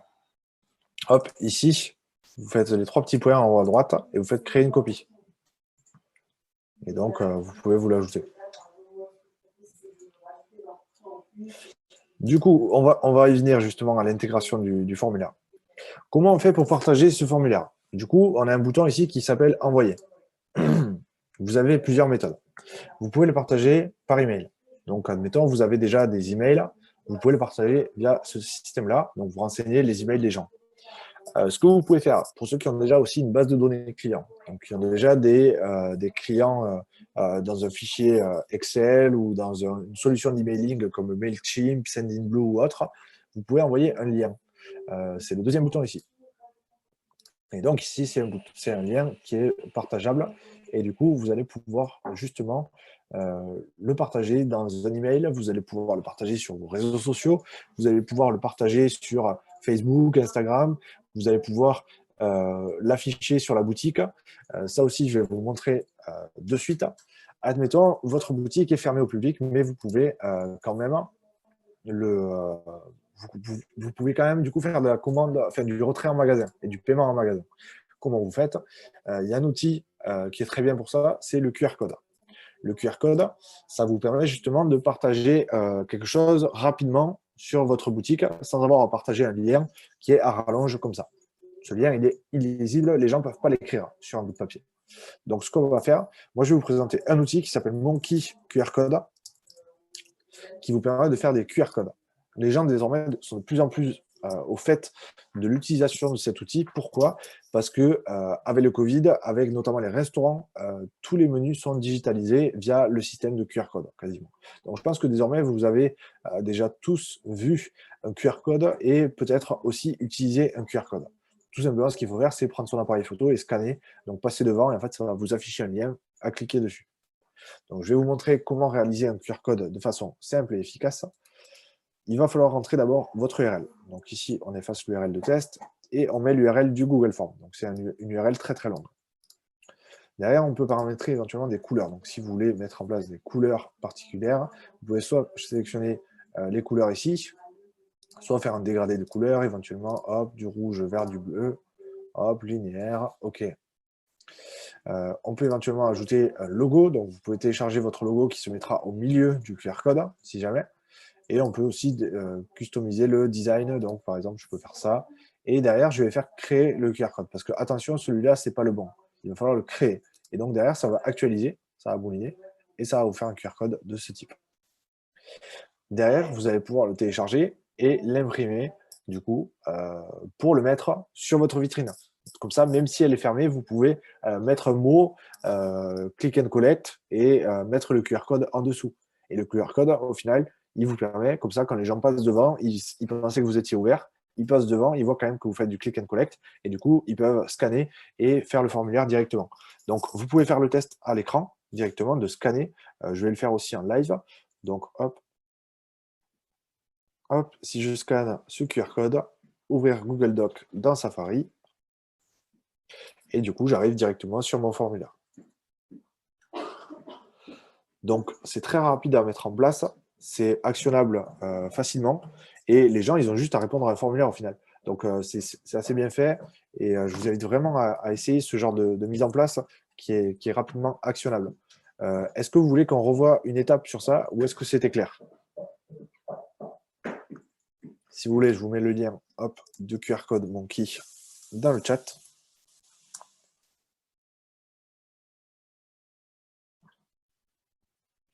Nassira, en fait, si vous voulez, les QR codes, c'est le système de QR code, ça permet de partager n'importe quel lien. Du coup, en fait, si on partage son formulaire via le système d'envoi ici, on peut récupérer le lien du formulaire. Donc, en fait, ce lien, on le copie ici. J'ai fait clic droit, copier. Et ici, du coup, sur QR Code Monkey, c'est le site que je vous ai partagé dans le chat. D'abord, il va falloir entrer du coup l'URL de destination. Donc là, j'efface, je colle mon URL. Derrière, je paramètre éventuellement le style, donc des couleurs, avec un logo, avec un design particulier, et je fais créer mon QR code. Et derrière, ce QR code, du coup, si je l'imprime et que je le colle dans ma boutique, je vais pouvoir du coup le mettre dans la boutique, et les gens vont pouvoir le scanner et aller directement sur le formulaire qui vous permet de préparer les commandes. Du coup. Le système de QR code, en fait, ça permet de partager un lien sans que les gens aient à l'écrire sur le téléphone, mais qu'ils puissent le scanner directement.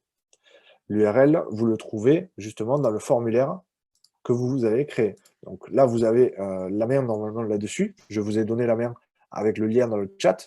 Donc vous pouvez faire un fichier, créer une copie. Je vais le faire en même temps que vous. Et je crée une copie ici.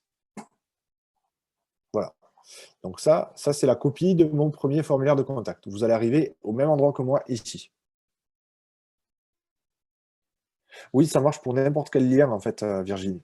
Donc, vous pouvez faire un QR code pour chaque objectif que vous avez. Ça peut être un QR code pour le système de réservation en click and collect. Ça peut être un QR code pour votre site. Pas de souci. Donc là, j'ai créé ma copie de mon formulaire de click and collect.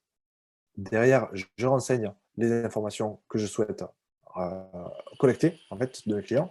Donc, vous pouvez bien sûr modifier. Si l'email, vous ne voulez pas le récupérer, ben, vous l'effacez le champ ici. Si par contre, vous voulez récupérer le nom, vous le renseignez. Si vous voulez, donc là, ça, si je ne veux pas les emails, je n'ai pas besoin de leur demander de consentir à recevoir les emails.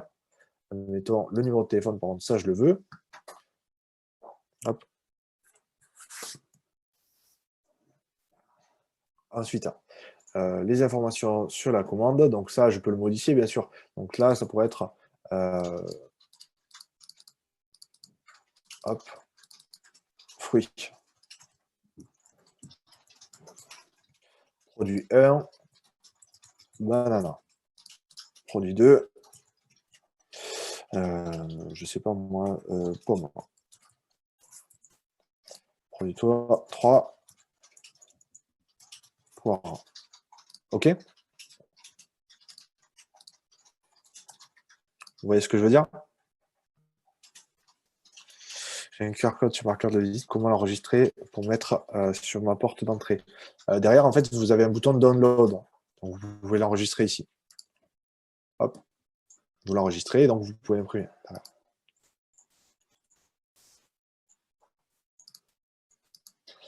Donc voilà, l'idée c'est de faire ça, donc de changer l'unité si vous le voulez, hein. Il n'y a pas de souci. Pareil pour la catégorie 2, etc. Admettons, vous vendez des habits, ça pourrait être XS, S, M, hop, ajouter, non, pas une ligne, ajouter une colonne, ici, L et XL, par exemple. Si, je ne sais pas, moi, je vais essayer de reprendre des exemples que j'ai eu dans le chat, boutique de vêtements, du coup, ça, on a vu avec les tailles, une agence de voyage, ben, ça pourrait être, sans forcément des colonnes comme ça, on va créer quelque chose pour une agence de voyage, par exemple, on va ajouter un formulaire, hop. La formule, admettons, vous avez des packs, formule voyage, par exemple. Donc là, qu'est-ce qu'on pourrait faire? On pourrait faire une grille à choix multiples. La grille à choix multiples, en fait, ça va vous afficher éventuellement un pack et un prix. Hop, pack 1. 190 €, par exemple. Pack 2. 220 €. Hop, si je récupère hop, le lien. Et du coup, non, ça va pas être adapté, ça, pour le coup. On va plutôt le faire différemment. Je vais plutôt faire choix multiple. Hop, on va faire comme ça plutôt.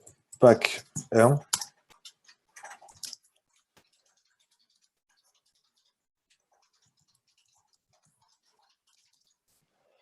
Pack 2, hop, voilà. Ce sera plutôt comme ça. Ce sera plus simple. Hop, voilà. Et donc, je vais prendre la formule voyage que je souhaite. Ça, c'est des réponses uniques. On peut faire un choix multiple aussi, hein. Donc là, j'ai, hop, ça pourrait être des cases à cocher. Les cases à cocher, en fait, ça respecte ça, sauf que les personnes peuvent prendre 2 packs, par exemple. Alors que si c'est choix multiple, ce sera l'un ou l'autre. Est-ce que j'ai des questions sur ça? Comment faire la copie formulaire de click and collect? C'est les 3 petits points ici dans autre. Créer une copie.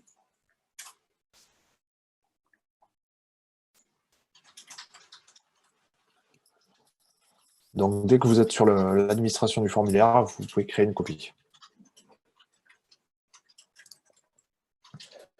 Donc, voilà un peu comment faire pour le click and collect. Est-ce que vous pensez que c'est accessible pour vous? Ça va? Normalement, ça devrait aller.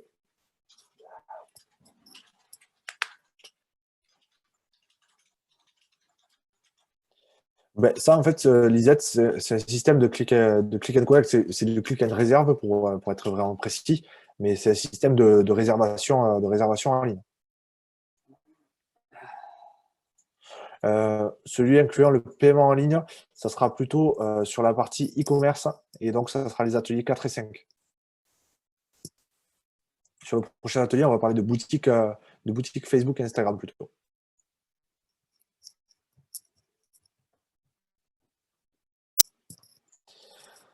Hop. Est-ce que vous avez des questions sur le formulaire du coup? Je rappelle, pour créer une copie, c'est fichier, enfin autre, ici en haut à droite, les 3 petits points, et créer de copie. Hop, et une fois que vous avez fait votre copie, vous pouvez bien sûr tout modifier comme bon vous semble. Hop. Hop. On peut aussi ajouter une description, on peut ajouter à une section en fonction de la réponse. Donc ça, c'est des formulaires un peu plus avancés, mais c'est pas nécessaire. Hop. On rend les champs obligatoires comme ça, comme ça. On peut dupliquer une question pour la renommer, éventuellement. On efface ici. Voilà. Si vous avez supprimé un élément, vous pouvez toujours annuler en bas à gauche dès que vous avez supprimé l'élément. Ça vous le remettra. Hop.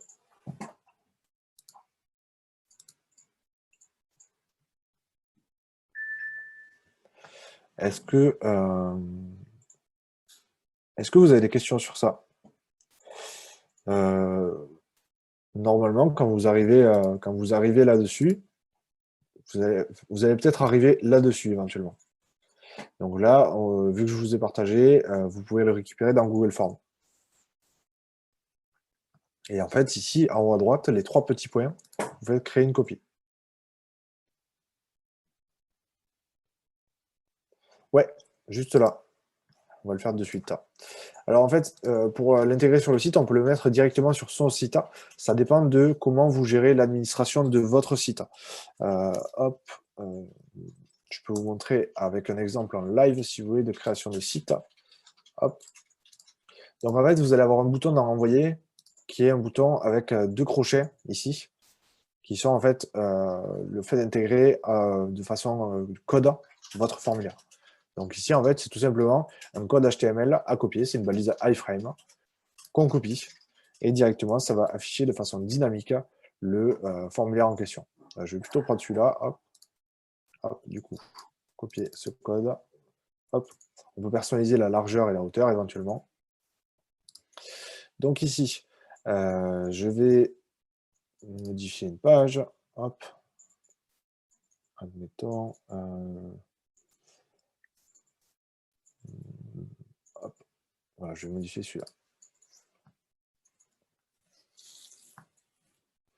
Donc ça dépend le système que vous utilisez pour créer les sites internet. Moi, je travaille sur WordPress là. Du coup, hop, je vais ajouter une section ici. Non, pas comme ça. Hop. Hop. À l'intérieur, je vais mettre du HTML. Et donc, en fait, je colle mon code HTML ici.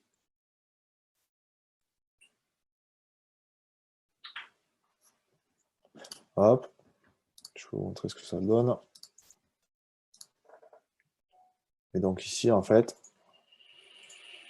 hop, la personne peut remplir directement là-dessus. Test 06, hop. Hop, hop, hop, hop, hop,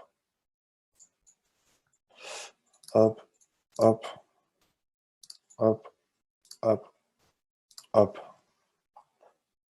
Voilà. Sur Facebook, on va partager le lien plutôt. On ne pourra pas l'intégrer de cette manière-là, mais par contre, on pourra partager le lien. Donc le lien, c'est le deuxième élément ici. Ah, il y a une case à cocher ici. Vous pouvez automatiquement collecter les adresses email si jamais. Mais bon, c'est pour le coup, là, niveau RGPD, c'est pas forcément ultra conforme. Donc, je préfère le collecter et demander aux gens de le renseigner. Parce que c'est pas forcément la bonne adresse mail avec laquelle ils sont connectés sur Google. Du coup, c'est pas forcément le mieux. Je préfère que les gens la renseignent, pour le coup, quitte à ce que ce soit pas obligatoire. Comme ça au moins, c'est clair. Et donc, voilà. Donc, plutôt partager le lien sur Facebook. Donc, si vous voulez faire la promo de ça sur votre page Facebook, d'ailleurs, petite astuce, utilisez le Creator Studio de Facebook. C'est un outil qui vous permet de gérer vos pages Facebook et Instagram, qui est gratuit et qui est bien fait, pour le coup. Donc là, ici, je peux sélectionner ma page, par exemple, là, hop. Et du coup, je peux créer une publication. Non, je suis sur Instagram, c'est pas bon. Il me faut Facebook. Hop. On ne peut pas partager de lien sur Instagram dans une publication. Attention à ça. On ne peut partager des liens que sur une publication Facebook. Hop. Et donc ici, hop, je crée ma publication.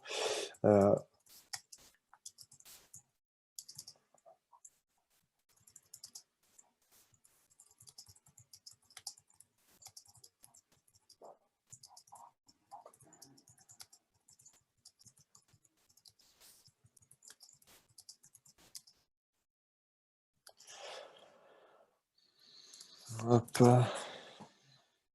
Hop, par exemple.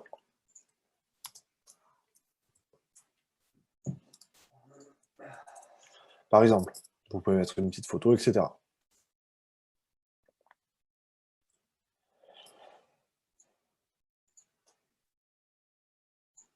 J'ai pas compris la question, Angéline, dans quel secteur de quoi?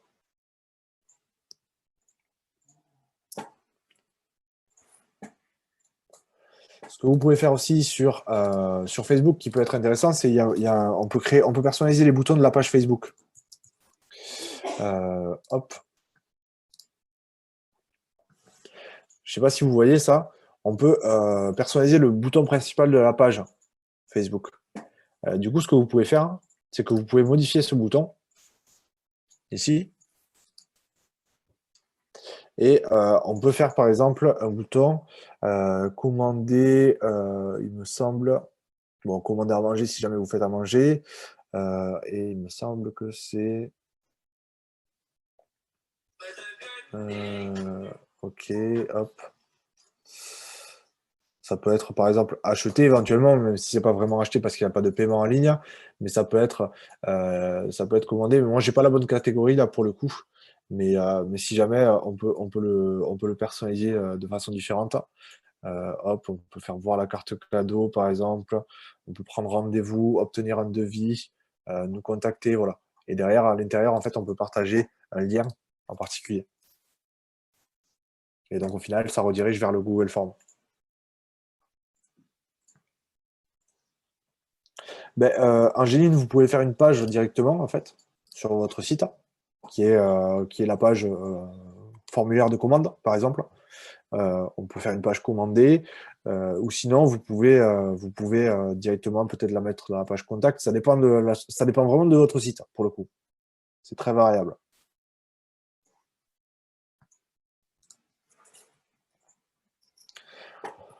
Donc, voilà un peu pour le click and collect. Est-ce que vous avez d'autres questions sur Google Forms?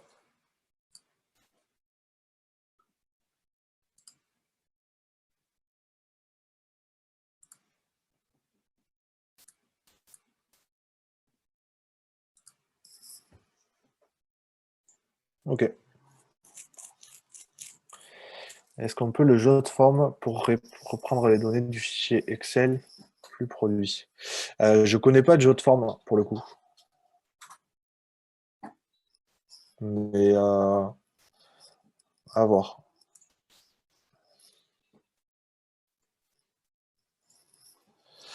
Le lien sur Facebook pour partager Click and Collect.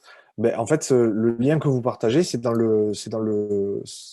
ici en fait. Quand on fait les trois petits points ici, non, pardon. Quand on fait envoyer, on a le lien ici. C'est sur le deuxième case. Donc en fait, ce lien, vous pouvez le copier et le partager n'importe où, sur Facebook, dans un email que vous envoyez. Voilà, il y a plein de possibilités.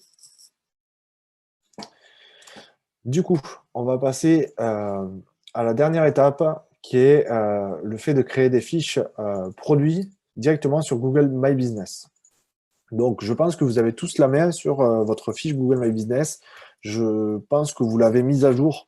Vous avez dû recevoir un email de Google vous proposant justement de la mettre à jour parce que avec la situation actuelle, vous êtes pas forcément ouvert alors que vous devriez l'être. Donc voilà, vos horaires d'ouverture, etc. doivent être à jour. Ici, je peux vous montrer quelques exemples qu'on a mis en place ici. C'est déjà mettre à jour les informations de votre fiche Google My Business. Les informations par rapport au Covid. Donc, ça, tout simplement, déjà dans l'accueil, il vous le propose.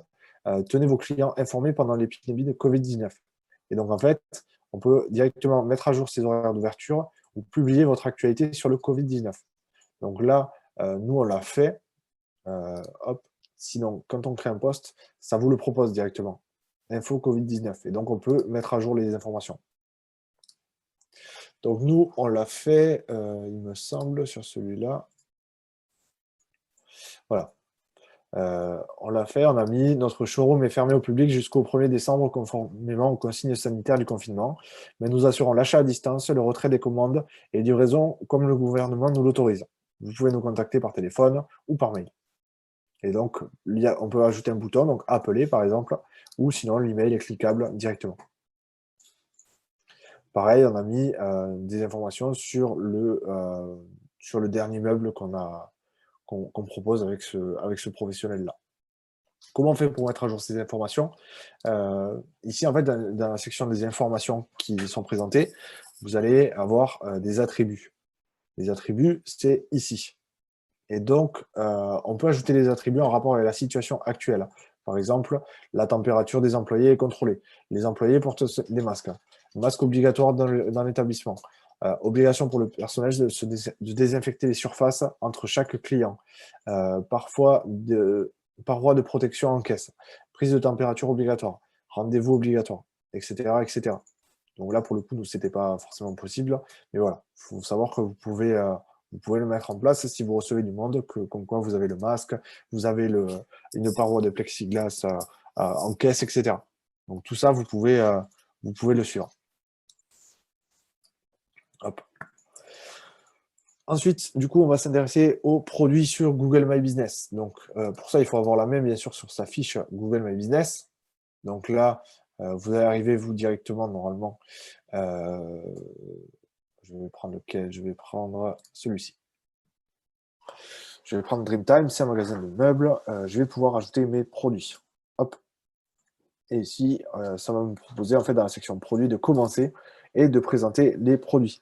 Donc là, tout l'intérêt est justement sur le fait d'avoir créé son flux en amont. Donc, comment on fait? On l'a vu sur la première étape, c'est faire son fichier Excel avec les différents produits. Et donc, derrière, moi, j'aurais juste à copier, coller mon produit. Derrière, la description, pareil. Je copie, je colle ici. La catégorie, pareil. J'ai juste à copier-coller. Là, je ne l'ai pas renseigné, mais voilà, hop.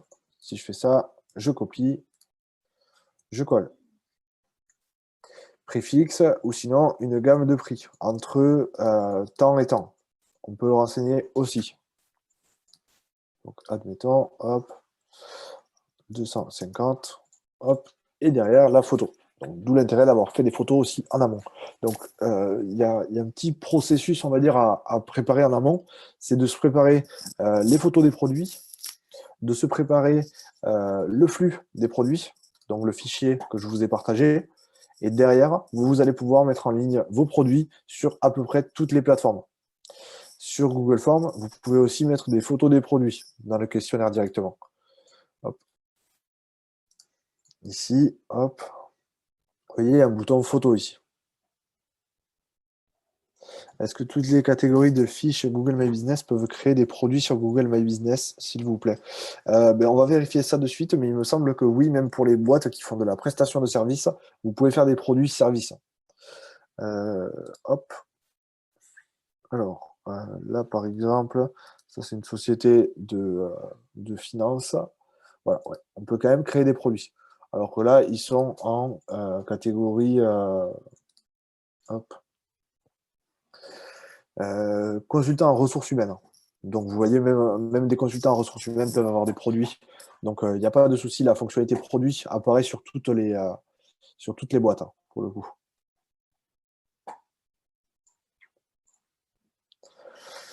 De quelle taille faut-il les photos sur Google My Business? C'est une très bonne question.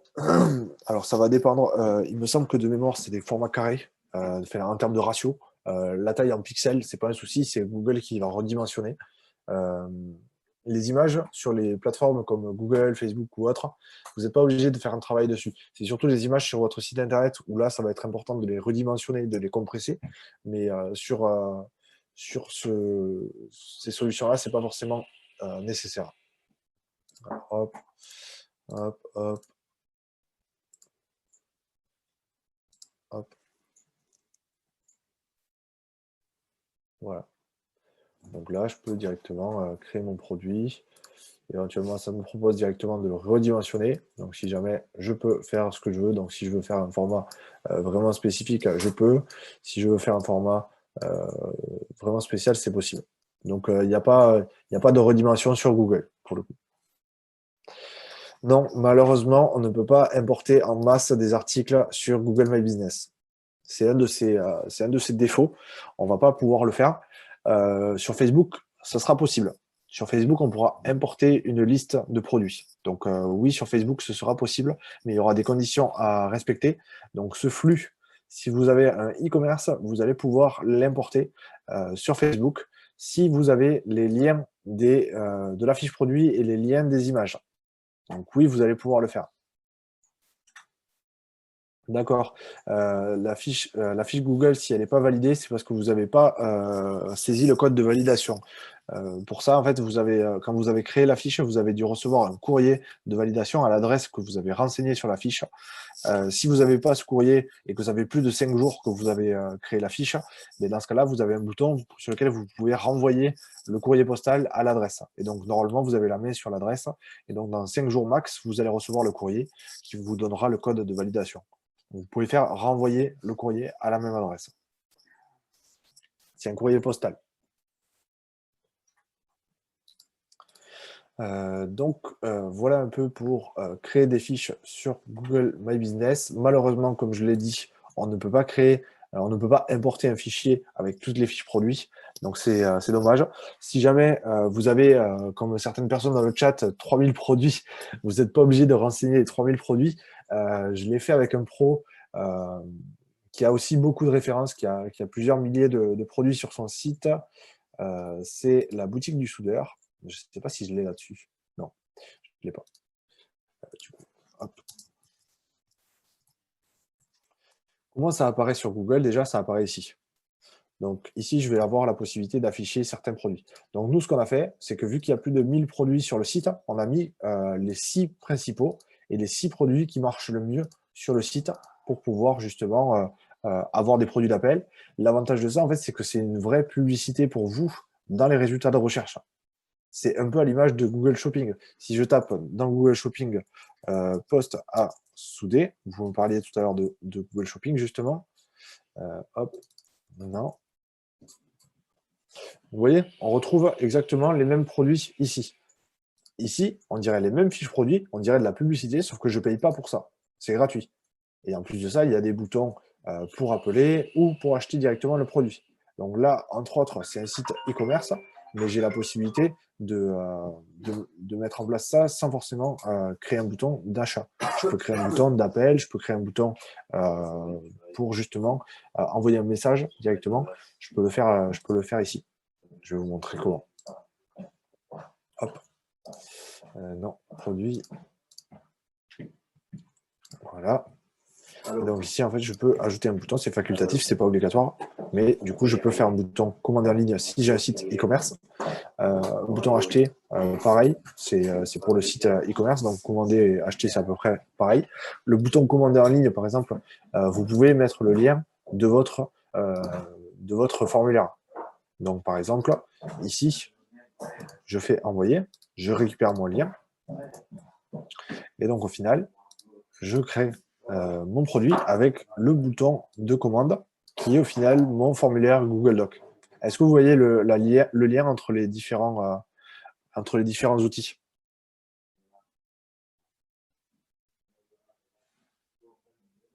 Est-ce que c'est clair ça? C'est vraiment ça l'idée, c'est que on puisse justement se servir de Google Form pour faire la commande, Mais par contre, promouvoir les produits, on peut le faire partout. Et il faut le faire partout. Pourquoi? Parce que vous allez avoir des clients qui vont vous trouver sur Facebook, vous allez avoir des clients qui vont vous trouver sur Google, vous allez avoir des clients qui vont vous trouver sur Instagram. Et donc, au final, on se doit d'être sur tous les canaux possibles de communication sur lesquels vos clients peuvent être.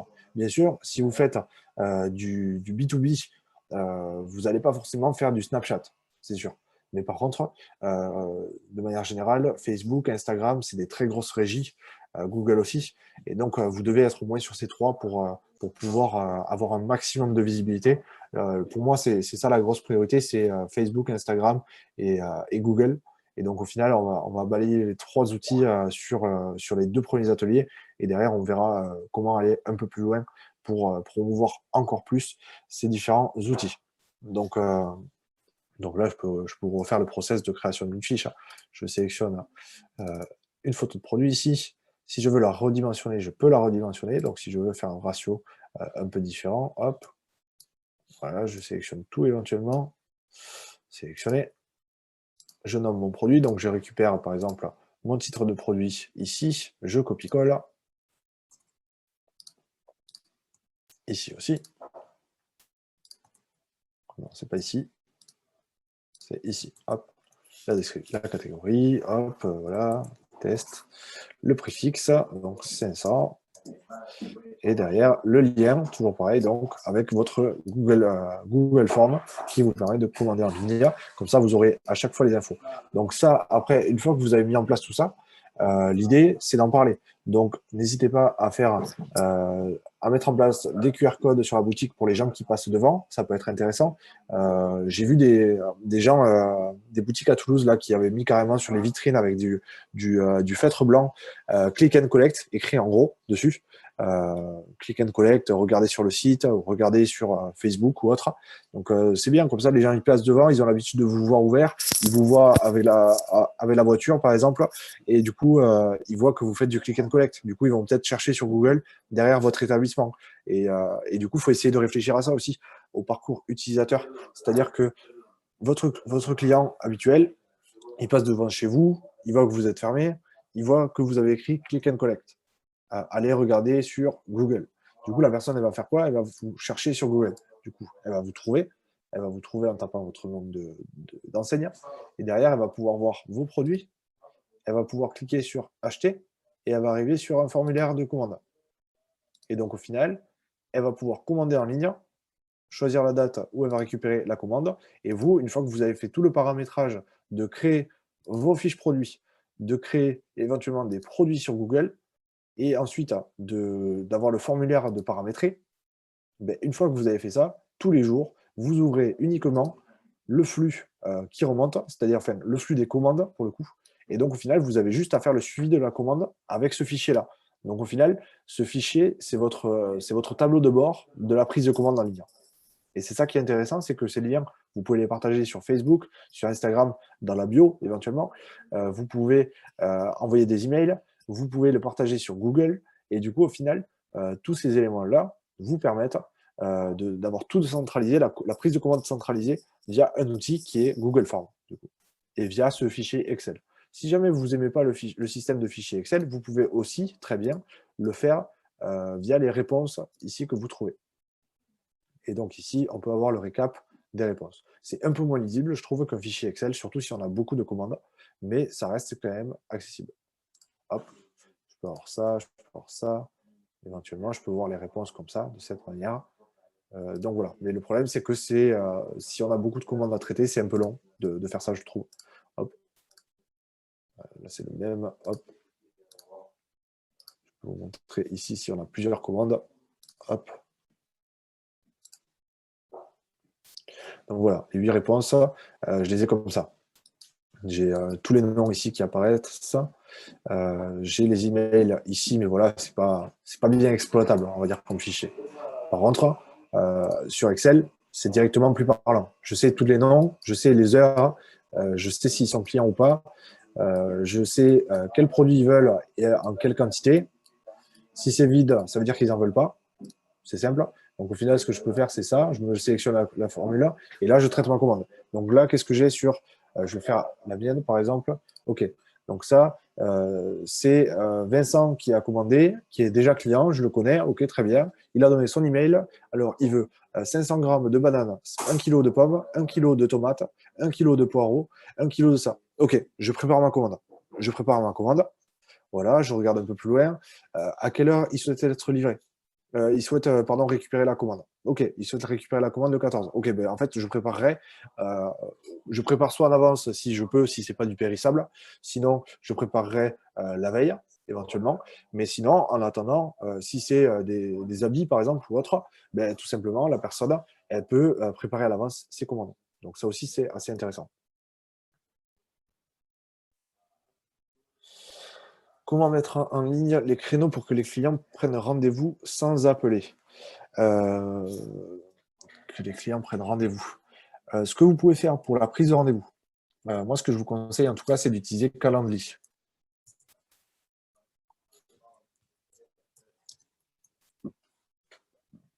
C'est un outil gratuit qui vous permet de faire la prise de commande, de la prise de rendez-vous. Et justement, vous pouvez choisir les plages horaires sur les jours sur lesquels vous souhaitez être dispo. L'avantage, c'est que c'est synchronisé avec votre Google Agenda. Donc, je vous invite vraiment à l'utiliser. Pourquoi? Parce qu'en fait, hop, je vais vous présenter mon compte, je vais vous montrer mon agenda. Hop, je vais vous présenter aussi ça, contact. Ça, c'est ce que j'ai fait, par exemple, sur mon propre site internet pour la prise de rendez-vous avec les pros que j'accompagne. Donc ça, comment je fais? Admettons, là, j'ai mon calendrier là, qui est présenté ici. Moi, je me suis mis un lien avec Calendly sur mon site. Donc voilà, hop. Sur Calendly, c'est très simple. On le lie à son compte Google. Donc là, pour le coup, je suis sur un autre compte.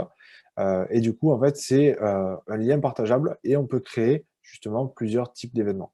Donc là, hop, je vais activer celui-là, par exemple. Non, je ne vais pas pouvoir. Hop. Off. Voilà, je vais activer celui-là plutôt. Et donc, en fait, j'ai un lien de partage que je choisis et les gens vont pouvoir consulter et prendre rendez-vous directement. Vous allez recevoir un email avec votre compte Google, du coup, avec votre compte Gmail, et vous allez pouvoir faire de la prise de rendez-vous comme ça. Donc, vous avez juste à partager le lien sur Calendly, c'est un outil gratuit, et ça va synchroniser avec votre agenda. Par exemple, ça, c'est mes disponibilités pour le mois à venir. Du coup, en fait, si je clique sur mon lien programmer un visio call, je peux directement cliquer sur réunion et derrière, ça va mettre à jour les disponibilités en fonction de mon agenda. Donc, je ne suis pas disponible le 18, je ne suis pas disponible le 23, ni le 26. Et je ne suis pas disponible forcément à certains horaires aussi de la journée. Donc, par exemple, là, le lundi qui arrive, je n'aurai pas tous les créneaux disponibles. Par exemple, je ne suis pas dispo de 13h30 à 16h. Par exemple, je ne suis pas dispo de 16h à 17h30. Et donc, en fait, en fonction de mon agenda à moi, ça met à jour les événements. Donc ça, c'est assez bien, mais par contre, il faut utiliser Google Agenda pour avoir les vraies disponibilités. Parce que sinon, si vous avez des réservations qui sont effectuées sur les mêmes créneaux, ça peut être compliqué à gérer. Du coup, est-ce que j'ai pu répondre à votre question, Flavie?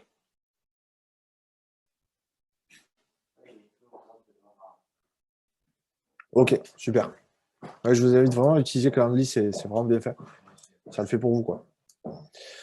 Donc, voilà un peu. On arrive à la fin de cet atelier.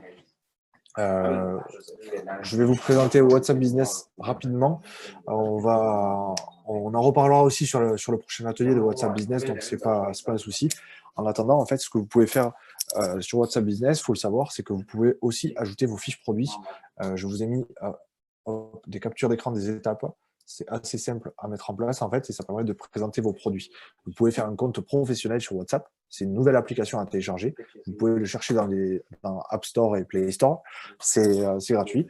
Et vous pouvez aussi ajouter vos fiches produits directement sur WhatsApp.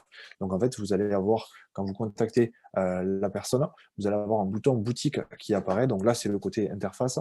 Mais si vous communiquez dessus, vous allez avoir un bouton boutique qui apparaît et du coup, on peut consulter les produits de la boutique directement sur WhatsApp, échanger aussi avec ses clients comme ça. Ça peut être un bon moyen pour trier, gérer ses clients et faire aussi des messages automatiques. Ça peut être assez intéressant. je peux vous montrer les étapes de création du compte, mais dans tous les cas, on le reverra la prochaine fois. C'est tout simplement, vous téléchargez l'application, c'est lié à votre numéro de téléphone, WhatsApp. Vous allez pouvoir donc sélectionner donc, profil professionnel, éventuellement un catalogue, donc vous allez pouvoir présenter vos produits et services, et aussi des systèmes d'outils de messagerie. Derrière, vous allez avoir, je vais l'agrandir, vous allez avoir les outils professionnels, donc le profil de l'établissement, c'est-à-dire gérer les adresses, les horaires, les sites web. Ensuite, gérer le catalogue avec les produits et les services que vous proposez. Vous pouvez paramétrer automatiquement des messages d'absence, des messages d'accueil, des réponses rapides par rapport aux messages fréquents, donc aux questions fréquentes. Par exemple, bonjour, est-il possible de commander? Vous pouvez avoir des réponses préfaites que vous activez automatiquement et vous avez juste un clic à faire une fois que c'est paramétré pour l'envoyer. Et comme ça, vous n'avez pas tout à réécrire à chaque fois. Ça vous permet de bien gérer votre messagerie, on va dire. C'est plutôt bien fait.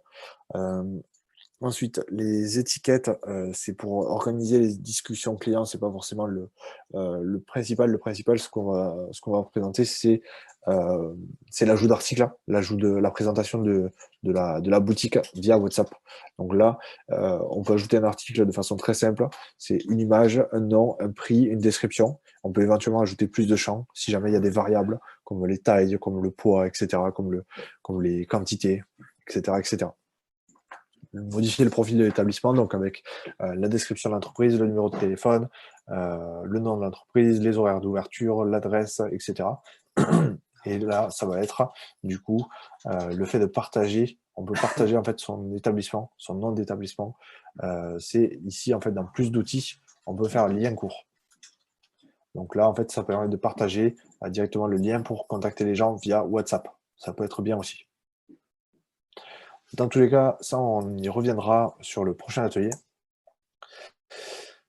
Si vous avez des questions, là, je vous ai mis un lien sur l'atelier du site. C'est une solution qu'on propose actuellement pour les TPE, PME toulousaines sur la création de sites, du site vitrine ou du site e-commerce. Donc, si jamais vous avez des questions, vous pouvez utiliser le QR code, du coup, que j'ai créé à cet effet. Donc, n'hésitez pas pour ça.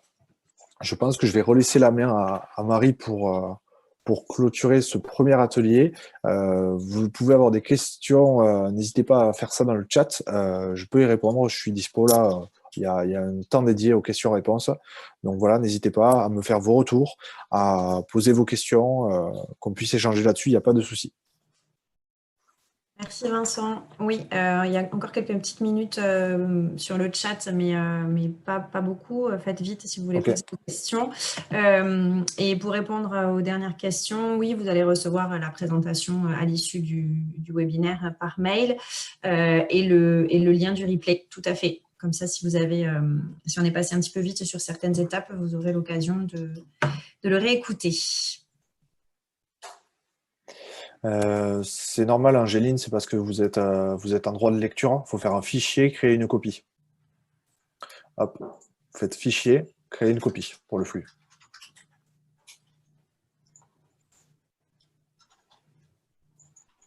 Merci et bonne journée à ceux qui vont quitter le live. Merci. Et n'hésitez pas à vous inscrire pour le prochain webinaire qui est lundi matin à 9 h. On vous renverra le lien. Bonne journée. Merci, au revoir. Au revoir.